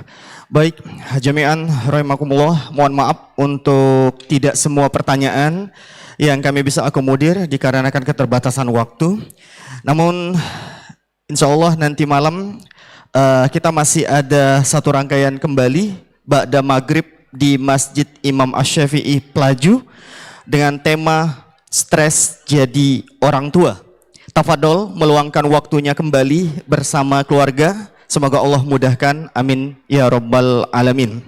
Jazakumullah khairan jaza. Terima kasih gurunda kami Al Ustadz Mufli Safitra Hafizullah Ta'ala dan Ustadz Priyo Handoko Hafizullah Ta'ala atas ilmu dan faedah yang disampaikan. Semoga menjadi amal jariah dan menyelamatkan kelak di yaumil akhir, menjadi tabungan unta merah bagi setiap orang-orang yang diberikan hidayah untuk hijrah memahami Islam secara kafah. Dan bagi kita semua para thalibul ilmi menjadi penambah iman tentunya, menerima hidayah dan dimudahkan menjalankan taufik Allah Azza wa Jalla. Amin ya zal jalali wal ikram. Sekali lagi kami ucapkan terima kasih kepada para gurunda kami, para asatizah Forum Komunikasi Duat Palembang yang telah membimbing dan memandu kami DKM Masjid Nur Hasanah dalam pelaksanaan takbir akbar ini. Jazakumullah khairan jaza. Dan kami informasikan kembali, kami menekan kembali bahwasanya masih ada undangan kepada kaum muslimin, insya Allah rangkaian safari dakwah Ustadz Mufli Safitra Hafizullah Ta'ala sebelum besok beliau bertolak ke Kalimantan. Hari ini ba'da maghrib di Masjid Imam Asy-Syafi'i Pelaju dengan tema stres jadi orang tua. Tafadhol. Demikian yang bisa kami sampaikan untuk kegiatan hari ini. Mewakili Ikhwani Fillah DKM Masjid Nur Hasanah, memohon maaf atas segala kekurangan dalam penyelenggaraan kegiatan ini. Kepada Allah kami mohon ampun. Dan mari kita akhiri dengan doa kafaratul majelis.